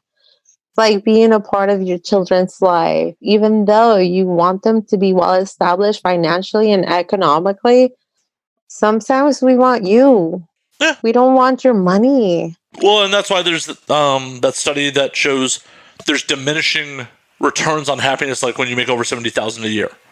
Like Really? Yeah. I'm gonna look it up. Okay. But there's been studies that show that, like, money brings happiness to a point. If he was there and unemployed and his kids were worried about a roof over their head and having food on their plate, I'm sure they would not have had a good childhood. Yeah, I know. And that's the shit again. It's like, shit. You might have also blamed it on your parents, too, because it's a balancing act. It's a balancing act. You got to make so much that you don't have to worry about essentials, but you can't sacrifice the other important stuff. I know, but it's like, how do you not? Personally, I have been afraid of having kids, and I don't think I'll ever have kids because it's that same balance. Like, I know I'm trying to do the best for you and I want to do it, but also what if in me trying to do the most, I fail? Oh, hey, I'm right there with you. That is definitely part of the reason I don't want children, because my father was... That's scary. That's scary. My father was like James. He tried to be a good provider. He was a shit father, but he was a good provider. Like, that's like my father too. My dad goes to church every day at 6 a.m. He tried, but also he wasn't there. Right. You know? Well, and then let me rephrase. My father was not a good provider. He was an adequate provider. We never had to worry about being homeless. 99.9% of the time there's food on the table. It's not like okay. I think that's a good way to describe my dad too. He was not adequate. It's not that he was bad. He's just not adequate. Yeah. No, my father was legitimately a bad father. He was just an adequate provider. But that's part of the reason I don't want kids, because, like, I've proven it. I'm capable of holding down a job that will fucking make me miserable if it makes enough money. Mm-hmm. But I am so fucking selfish that I don't want to make that sacrifice for a child. And I don't want to turn into a resentful fucking piece of shit. Because you had to do that for your child. Exactly. So yeah, I'd rather just avoid the situation. Yeah, I know. I see my sister and my brother, they have kids. And actually, when I first moved to the United States, my sister had just given birth like 2 days before. So I grew up with a newborn, and it's a lot. Like, it's a lot. It doesn't, not just that. Once they grow old, it doesn't matter how well you try to educate them. Like, the way that the world is right now, that's even scarier to me, because you can teach them morals and you can teach them values, but all they have to do is turn on their fucking iPhones and see all kinds of bullshit. Well, on top of it, also, they'll make their own assessment and opinions of that. And it's just like, to me, I'm like, I'm scared. I'm scared because the fact that I do porn, like, I don't want my kid to grow up thinking that because of my profession that I'm already like a trash human being. Or, they might be in school and their peers find out that I do porn. And so now, like, I don't know. It's scary. Oh, it's definitely scary. But also, one of the things that I feel is scary is, what morals do you teach them? Like, I was taught, I grew up in the Midwest. It was like, you'll be rewarded for a hard day's work. Well, in my personal experience, in living my life, a hard day's work is not necessarily what gets you ahead. Interpersonal relationships will get you further. Being attractive, in a lot of cases, will just get you free shit. Facts. Right. But Facts. There's many studies on this. Right. But do you really want to raise a child and be like, so be as attractive as you possibly can be, because people will just give you shit because you're attractive? Is that the kind of morals you want to instill in a child? That sounds like you'll raise a horrible person. Yeah. Like, do I want to tell you the truth and make you fucking shitty? Or... Yeah, it's a slippery slope. And, I commend performers in the industry that have kids, because there's so many of them that I see them and they're just bad as fuck. And then they teach their kids, it's not just the right values, but they teach them how to understand and overcome all the difficulties that come with being a performer. But it's just like, that's a lot of fucking work. I'm literally like, you see my plants? Yep. I'm trying to keep my plants alive, okay? Like, I don't even want to have a cat or a dog right now, because that's already enough. Like, hey, know your place. I know for sure. I don't even have plans, so it's fine. Exactly. I'm like, know your place. It's not that I don't want to have kids, but I am just scared and I fear for the future of my nieces and nephews, which again brings me back to the point where like whatever little thing I can do, I'm gonna try to do it, even if it's just me showing up at a fucking protest, you know? Yeah, fuck yeah. I don't know. Hey, I'm right there with you. I'm trying to be a cool uncle. Like, my sister has a kid. My niece is awesome. I'm trying to be a cool uncle. That's about the extent of it. I'm going to be cool with that kid, so when it's time for me to get my body floated down the Ganges, that, like, at least it's a proper, like, flotation. You know what's funny? Speaking of, like, nieces and nephews, because my sister's kids are 14, 13, and 8. So it was Thanksgiving and I called her, and then my 13-year-old niece is like, hello, my favorite stripper. I was like, bitch, I'm not a stripper anymore. But also, like, I didn't really want to say that I do porn, you know? I had to call my sister afterwards. I'm like, so, like, what do I say if they come and talk to me and approach me about it? Like, she's like, dude, you just have to be real with them. Like, I feel like the safe response at 14 is, I'm a model. well, no, they already knew that I was stripping. I had already stopped stripping. So, like, they already knew I was not the model. You're a model. You sign a model release. But also, again, I mean, all they have to do is just log on into any major porn site, and well, hopefully they're not doing that.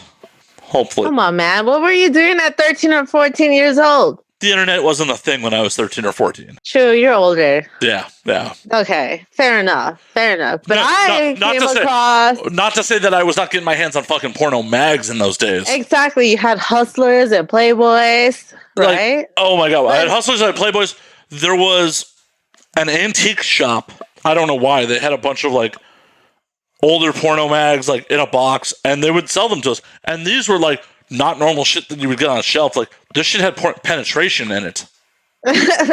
Like, stills of penetration. It was just like, I don't even know how old I was, but it's just like, you know. Exactly. Now, like, even if I don't tell them that I do porn, like, I'm not saying like I'm a top performer, but literally I've had friends that are like, yo, I just saw you on the front page of this side or this side, you know? And I'm just like, they're gonna come across my shit one day. So when your friends come across your shit, they talking about your butthole? Oh, there's the segue.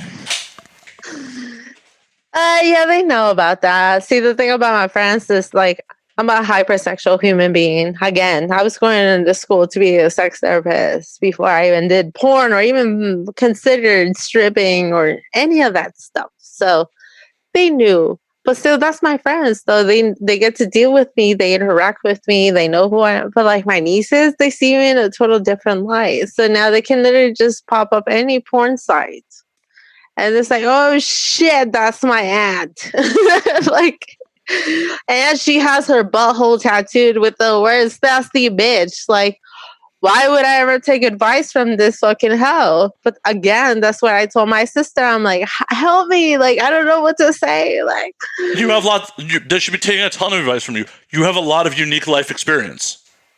Yeah, and that's what this is why I wanted to talk to you about all this stuff. Like, in order, like the fact that you're allowing me to express myself and to tell my story and how it is that I got from point A to porn. Like, it's just amazing. Actually, she asked me to take care of my nieces for the 4th of July weekend, and I want to come out of the closet. I didn't even do that with my parents, but I want to come out of the closet with my nieces, and that's why I was asking. I'm like, what do I do? Like, I don't want to corrupt them. I also don't want like whatever you've been teaching them to go against, you know. Yeah, I'm honestly, I don't even know what kind of conversation you have with a child of that age. Like, I'd hope. I mean, I'm not certain. I'd hope that sex is still like a concept, not a reality to them at this point. Well, my sister has had the birds and the bees talk with them. But But again, it's not the same. Right, like, losing your virginity is not the same as like, oh, your aunt's doing fucking porn and she has an asshole tattoo and she's being gang banged. But even like penetration. even like the difference between having the act of sex, explaining the birds and bees to you versus like actually experiencing it, at least in my personal experience, there was a great divide there. Like, it is. Yes. So I don't know. I'd hope at 14 they're not sexually active yet, so it becomes a little bit more of a conversation because I lost my virginity at 16, and at least there was like even at that point in life, it's about the attraction and like oh my god, sex, it's exciting. It's not the same as sex work where you are probably having sex with people, you've probably had sex with people that you wouldn't have had sex with if it was off camera. I don't know, because I lost my virginity at 14. Okay. And the reason why I lost my virginity was because I stumbled upon porn, right? I was just like, okay, let's just do it. I want to see what the fuck the fuss is about. I may be showing my fucking age here. No, I know, but like, this is the shit. It's like, I'm so scared. I'm like, I don't know how to be a proper guide. I also think if I were given the opportunity at 14, I would have fucked. Like, if any girl at my age, at that age, had been like down, I've been like down. How'd you lose your virginity? Oh, I've told this story on air, but it was drunk. It was messy. It was probably immorally bad choice because it was with someone else's girlfriend. It was a whole thing.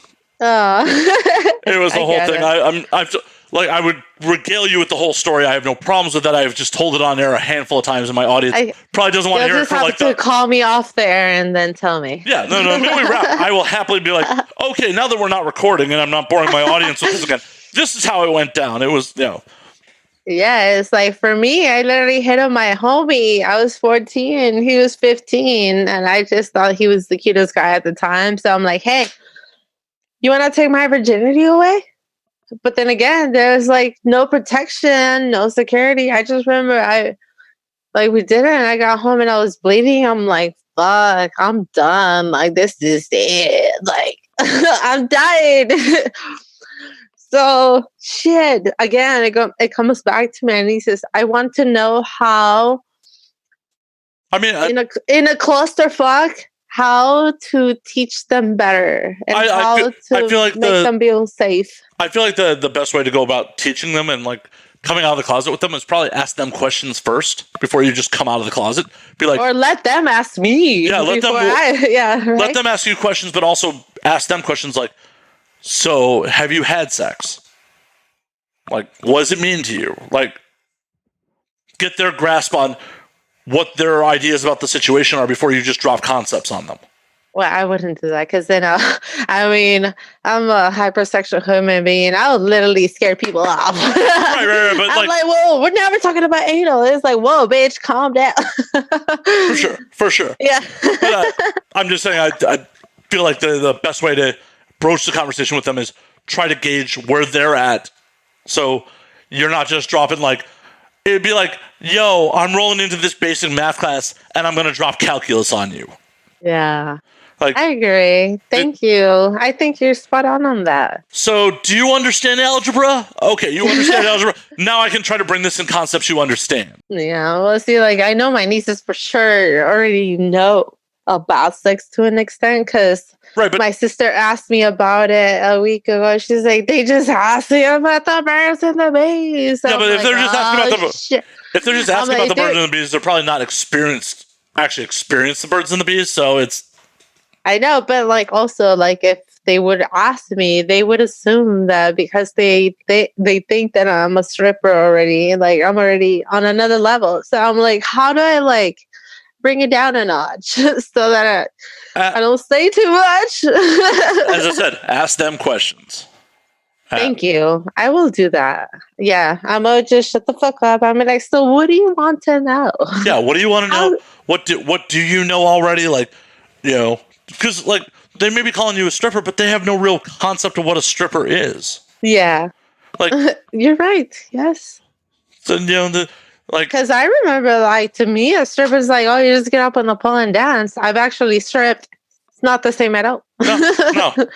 No. Stripping's about selling a fantasy. The pole is a very little part of it.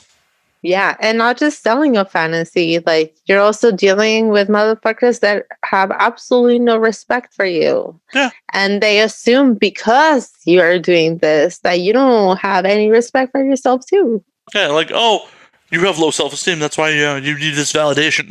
There's the whole thing to it. No, you must have daddy issues. Yeah, well, because that's the bad stereotype. That's the bad stereotype from Hollywood writing. How many people's like experiences are colored by popular culture that they've seen that is just the imagination of someone in a writer's room writing it that has no basis in reality, has done no research on what they're writing about. The fucked up thing about the whole daddy issues is that why are you blaming women for men's faults?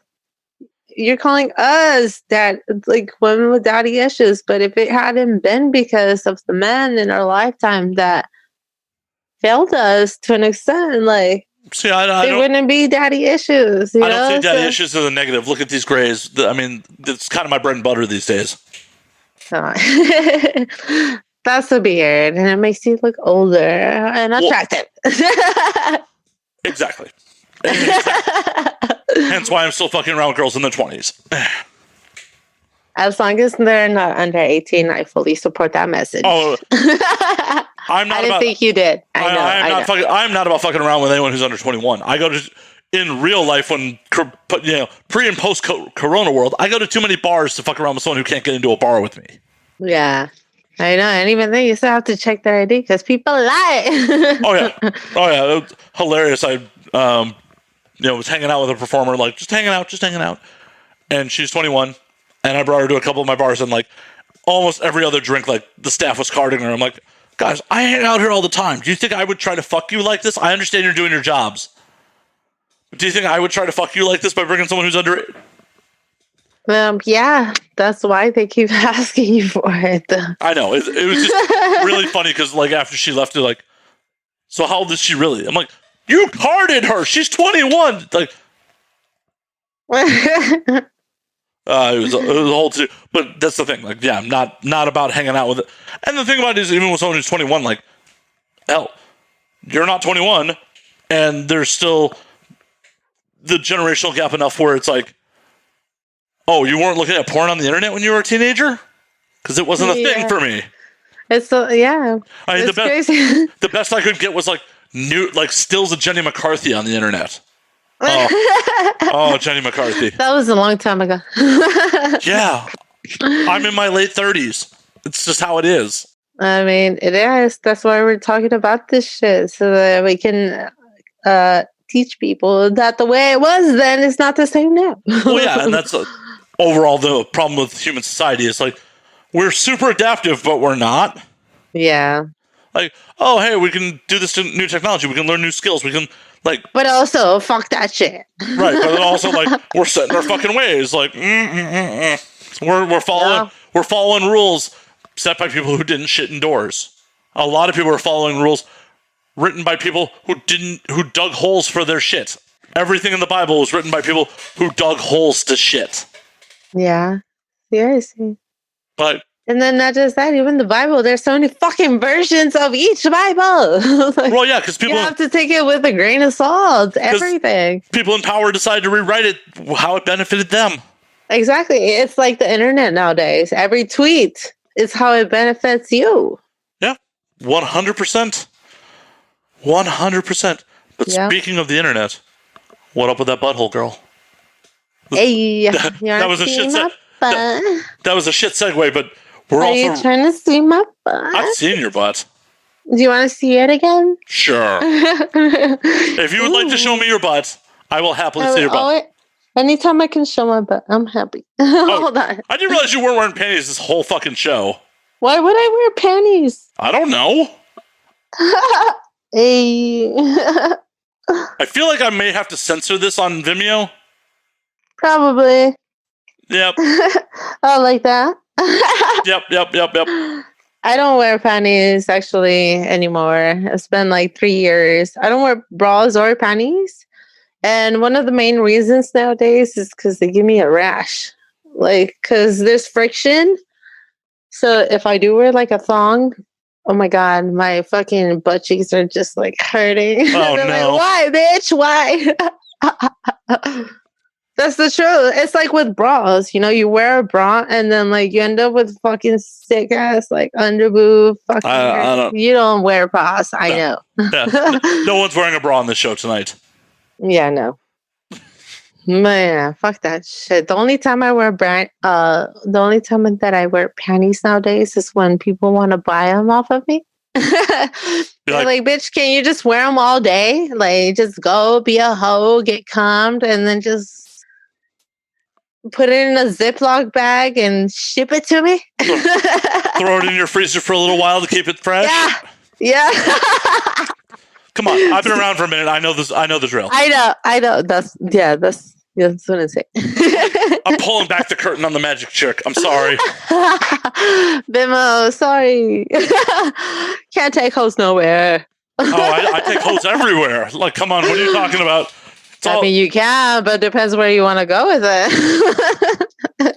Anywhere that does not want a hoe to go, I don't want to be there. So. Oh, God. Anywhere that is not censoring us. It's like, not everywhere except American Express. Well, then I just don't want to go there if they don't take it. I know. Why the fuck would I show up there? Exactly. I know. I'm just amazed. Like, oh yeah, I haven't been wearing pants this whole time. Like hour 45 in. Like, by the way, no pants.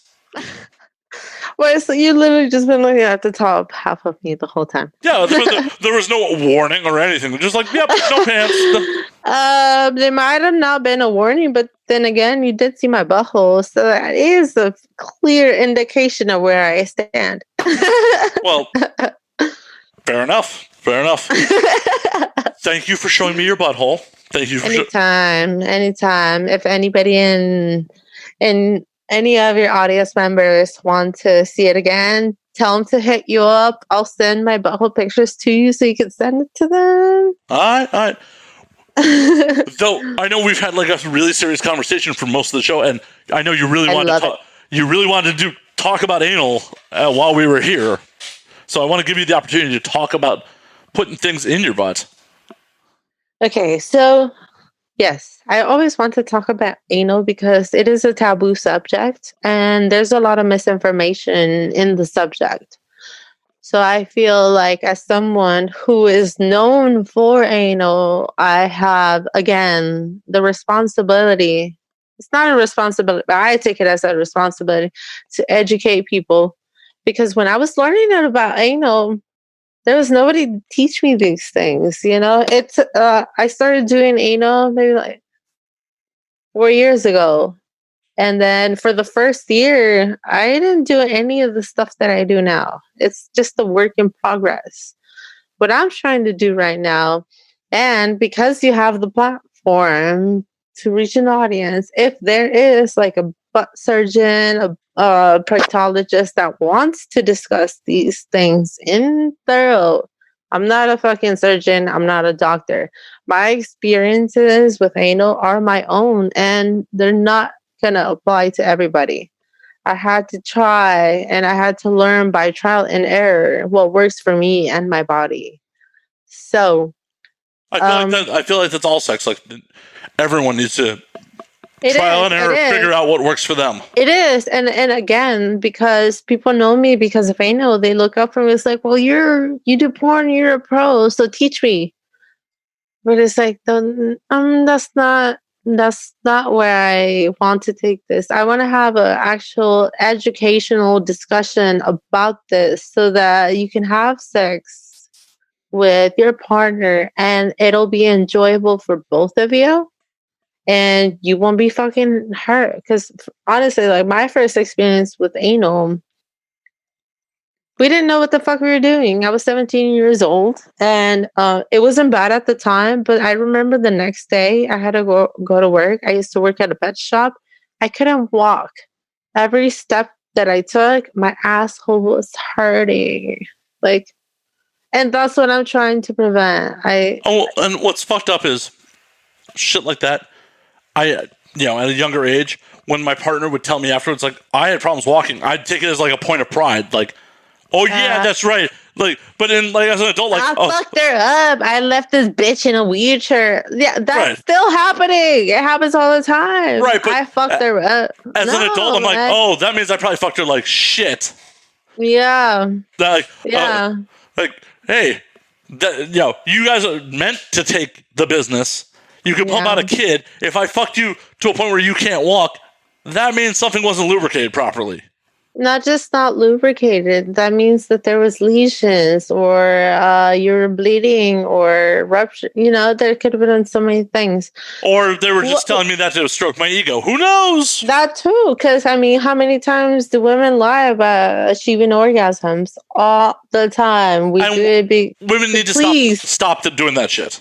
Women need to stop Exactly. No, if it doesn't fucking feel good, then don't do it. Don't use fucking numbing creams. Like, for example, because I get a lot of people that are like, oh, well, let me just numb my asshole so I don't feel pain. You have to feel pain. The pain is the way for your body to tell you that something is not right.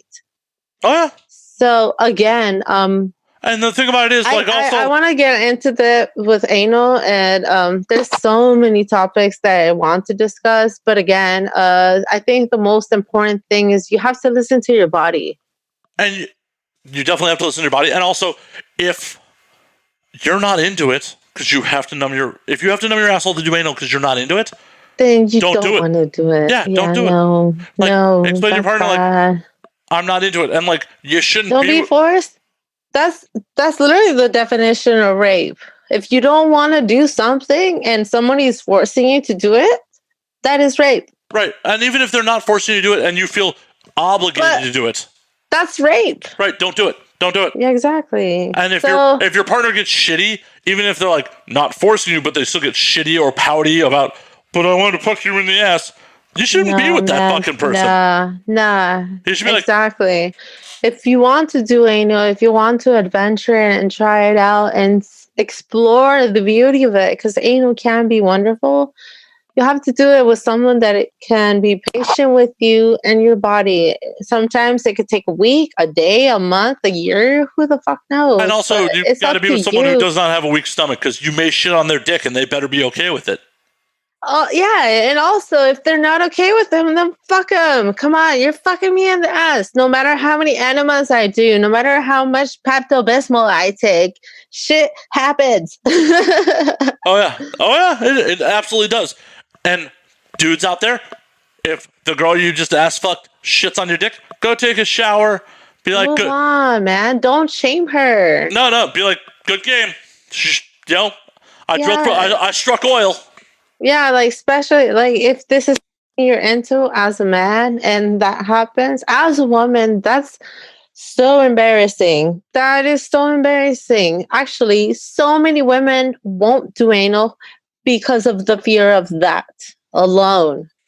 So if you have a woman that is willing to try this with you and it happens, make her feel good. Just like, hey, babe, it's okay. Like you said, go shower. And you don't even have to do anal the same night. Just like once she gets out of the shower, comfort her, give her some food, make her feel good so that she doesn't feel embarrassed. Because it is embarrassing, man. I like, from my own experience, it is embarrassing. And again, the fear of that also causes us to get nervous. So when you get nervous, what happens to your body? You tense up. All your muscles tense up. Your butthole is a muscle. I mean, that's when you get the good anal friction, right? No, kidding. Oh my God. Kidding. Get out. No, but it's like if you're nervous, that's what happens to your muscles. You tense up. They constrict. So. No, you want it to be loose. You want it to be comfortable. I mean, you want everyone to be enjoying the situation. Yeah. And again, anal is one of those things where it's not what you plan it to be always. Even if you prep, even if you douche, even if you take Pepto, whatever the fuck you do. Even if you eat gummy bears for 24 hours beforehand. Yeah, your fucking organism and your system will be like, fuck you. It's not about you. It's about my body. So you have to pay attention to your body. But also, don't shame your girls because they had an accident. Sometimes, even if we prep, I've had that. I prep all the time. I try to take care. I eat. I look out for what I eat before scenes, during the scenes, before the scenes. Well, I think a lot of it Don't is, shame. a lot of times dudes unfortunately don't think of it as like, I'm fucking another live person. They're just like, I'm fucking someone. Like, Well, no, it's not just that. It's they're trying to make a woman experience something that they're never even willing to experience for themselves.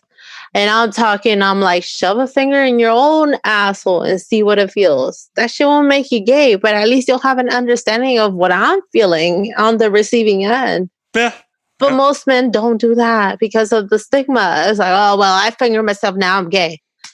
No. There was a Playboy article probably 20 years ago at this point where Playboy, like, it was a sexuality guide, like, a finger in the butt doesn't make you gay. Playboy said it. Playboy said it. It's true, man. If you could, It's you gotta be able to trust. You gotta be able to trust Playboy. To an extent, yes. To an extent, yes. Well, I mean, Playboy was revolutionary, and Hugh Hefner, he was the baddest motherfucker. I'm not gonna talk shit. But yeah, also, like, dude, just because you fucking finger your own asshole and see what it feels like doesn't mean you're gay. Like, do it before you try to do that to someone else. It's like, I mean, to be fair, I have never fingered my own asshole. Why? Because I have digestive problems and I'm nervous about it.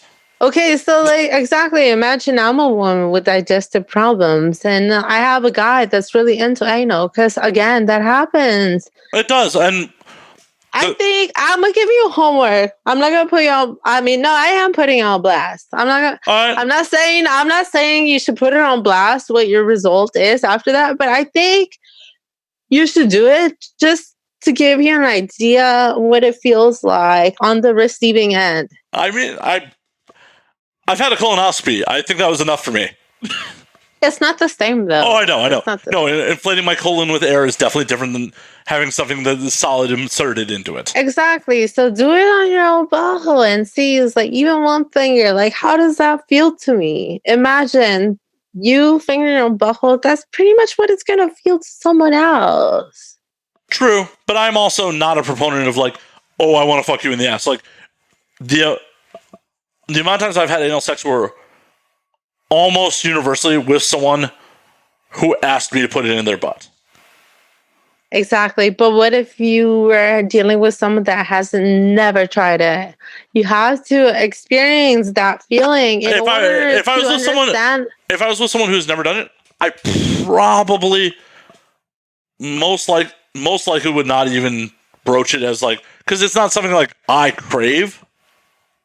So what if it's something that your partner craves? Well, in that case, I'll give them what they want. Exactly. And I think a good way to start is you feeling how it feels in your own body so that when you give that to someone else, you have a good understanding of, okay, so it felt like this to me, so I assume that for her, it's pretty much the same feeling, you know? I think you should try it, honestly. Like, just so you know what you're working with, so you know how to work with other people that are new, that maybe they just want to try it, but they've never done it. So now they're reaching out to you because you have an expertise in so many other areas in the field. Oh, no shit. I have no expertise in nothing. I know nothing. Don't. Okay, whatever. I don't know shit. Unless it's about drinking, I don't know shit. No, I think you should really just do it. Nothing's going to change except that you'll actually understand what it is to feel the action of the action of anal, like putting a finger there and stretching out that hole. The asshole is a muscle, and it's not meant to receive things. It's meant to give out. Yeah, no, it's supposed to expel shit. Exactly. Listen, I might be wrong, but I think like one of these days you should just get in the shower and then just like you yourself just be like, okay, what the fuck is the fuss about? Just so you can try it out. Just for all intents and purposes. I think if men did that, I think there would be a lot less women unhappy with their first anal experience. Well, yeah, they do gotta understand it. I mean, exactly. How do you understand it if you've never actually felt it? I mean, I've never experienced vaginal sex, and I feel like I've done okay about that. What? I've never, sorry. I was like, wait, you never fuck somebody in the pussy? No, you don't have a pussy. I don't have a pussy to be fucked. I know. I get it. Yeah. I get it. I know, but you have an asshole. Updated the hat for you. No, I'm not an anal expert. There you go. Okay, but that's why. Just do it on yourself. I'm not saying like go and get a fucking huge ass colossal fucking toy for your asshole. Don't go buy a bad dragon toy and sit on it. Exactly. No, just literally, seriously, like just on yourself. When you're in the shower, just play with the rim, smooth it out, make the rim get loose and comfortable, and then just see what the fuzz is about. And be like, oh, there's hemorrhoids. Oh my God, you are gonna scare the audience away right now. No. I would never scare anyone away from your butthole. Oh, well, you just said hemorrhoids. That's scary. Part of life. Okay, so I'm just gonna ignore that comment. Do you think? Okay, honestly though, based on the suggestions I've given you, do you think that's something that you would just try for the sake of it? Maybe. I gotta figure out that would be all like trimming my nails. Well, yes, you have. I mean, even if you're fucking a pussy, you have to trim them because. Well, yeah, I'm in quarantine right now. I have not seen a vagina. Exactly. I have not seen a vagina. Your vagina is the first. You're the first semi-live vagina I've seen in months. Okay, so trim your nails, play with the rim of your asshole, and then little by little, just like go in there and be like, huh. What is this? What do I feel like? Why does it feel like this? You know, like honestly, it's just the best way. Like, it's like imagine. I don't know how to explain it any better than this, but let's say I'm Mariah Carey, right? Okay. And I don't train my fucking vocal cords before a concert.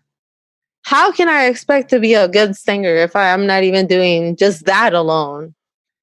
How can you teach someone to be a good anal whore if you can't even do it on yourself and know exactly what you're giving or what you're trying to like? Well, I'd hope that my partner would communicate to me like, I'm into this, I'm not into that. Like, even if it's their first time, like, oh, hey. But realistically, women don't do that because we're givers.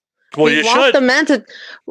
Okay, yes, I know we should, but realistically, it's like, oh, I'm trying to please you, so then I won't ever say that it's like, oh, it's too much. You know, I honestly just think that you should just like play with your butthole one time. Just all right. For you, Kitty, I'll play with my butthole if it'll make you happy. Will it make you happy for me to play with my butthole? Yeah. But you have to come and tell me how's your experience. I'll call you and be like, okay, how it was. I'll Thank you. I'll call you. Yes. Because at least if you understand, I'll be like, well, shit, at least next time if he wants to fuck my ass, so at least he knows exactly what's happening. And he's not just going to ram his cock in me. Like, I didn't even know that was a discussion. Well, that's what I'm saying. You want to talk about, those are the things. Well, that was a surprise to me. Now, I'm curious. In your personal life, do you prefer anal over vaginal? Yes. Is there any particular reason why, or?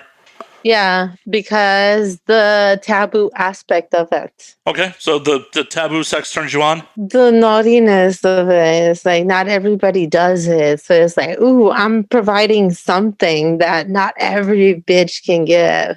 Yeah, you can be fucking all of these porn stars with amazing ass titties, banging ass booties, but at the end of the day, their asshole is not like mine. Fair enough. Yeah, it is exciting to me for that reason, though. As far as like the actual penetration, I would literally just grab my bullet, turn it on, and call it a day because I'll be done in like a few seconds, you know? No man required. Like, no. Yeah. Yeah. I mean, realistically, yeah. If I want to come, I have to like stimulate my clit. But I do anal because the taboo, the excitement of it, and because I get paid a lot more. Well, that's what I'm saying. Like, that's why I was asking about real life, not scenes, just real life. I think I explained. Yeah, no, you did. You did. You absolutely did. I wasn't discounting your explanation. I was just, the money doesn't factor in when it's real life. No, because I literally just grab my little bullet and just bang it out. And I don't even actually, since I started doing porn, I stopped going on dates completely. Really? Why?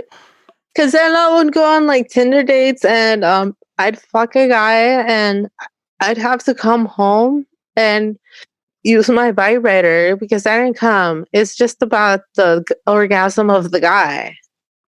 So I mean, yeah, that is the potential shitty part about fucking civilians, but like, isn't the interpersonal connection, like the romantic part of it, important at some point? I'm like my face. I'm like, for the audio audience, that was a face. That was a fucking face. That was like a face of disgust. Like, whoa. I don't want to be cuddled. Ugh, gross. No. Well, see, but that's the thing, too. I also don't like intimacy. I just want to get in and get out. So that's a whole issue within itself. And I don't want to deal with it. I don't want to talk about it. I don't want to have my partners involved in it. So I would much rather just grab my little bullet, make myself come in a couple seconds and then just go to sleep. Hey, if that makes you happy, that's all that's important. It does. That's not to say that I don't miss dick every now and then, because I do. In this pandemic, I'm pretty sure most of us are missing other genitals that we like. Yeah, exactly. I'm like, I'd rather just fucking use my bullet than go and expose myself to someone that I've never met, or just even if I met them, they might be fucking around and not telling me. So. Right. Well, and that's the thing. Like, it's like, oh, anyone who's down to like meet up and hook up, like, you're already suspect. Especially during quarantine. Yeah. You're in my black book. Like, if you're hitting me up during quarantine to fuck like that, I never want to do anything with you, because it tells me that not only do you not give a fuck about yourself, but you don't give a fuck about my livelihood or the livelihood of the people that I work with. Right. Because you're not taking this shit seriously. Yep. Right there with you. Right there with you. Awesome. Thank you. Well, we're actually... I would love to continue to talk to you. But we were actually... You can totally do that anytime, baby. I know we've been going almost on... we've been going on for 2 hours. Well, I'm glad we were able to just entertain each other and have fucking amazing discussions, whether people are going to look at them bad or good. I think that I said what I needed to say, and I hope that people will understand that whatever I said it from a good place.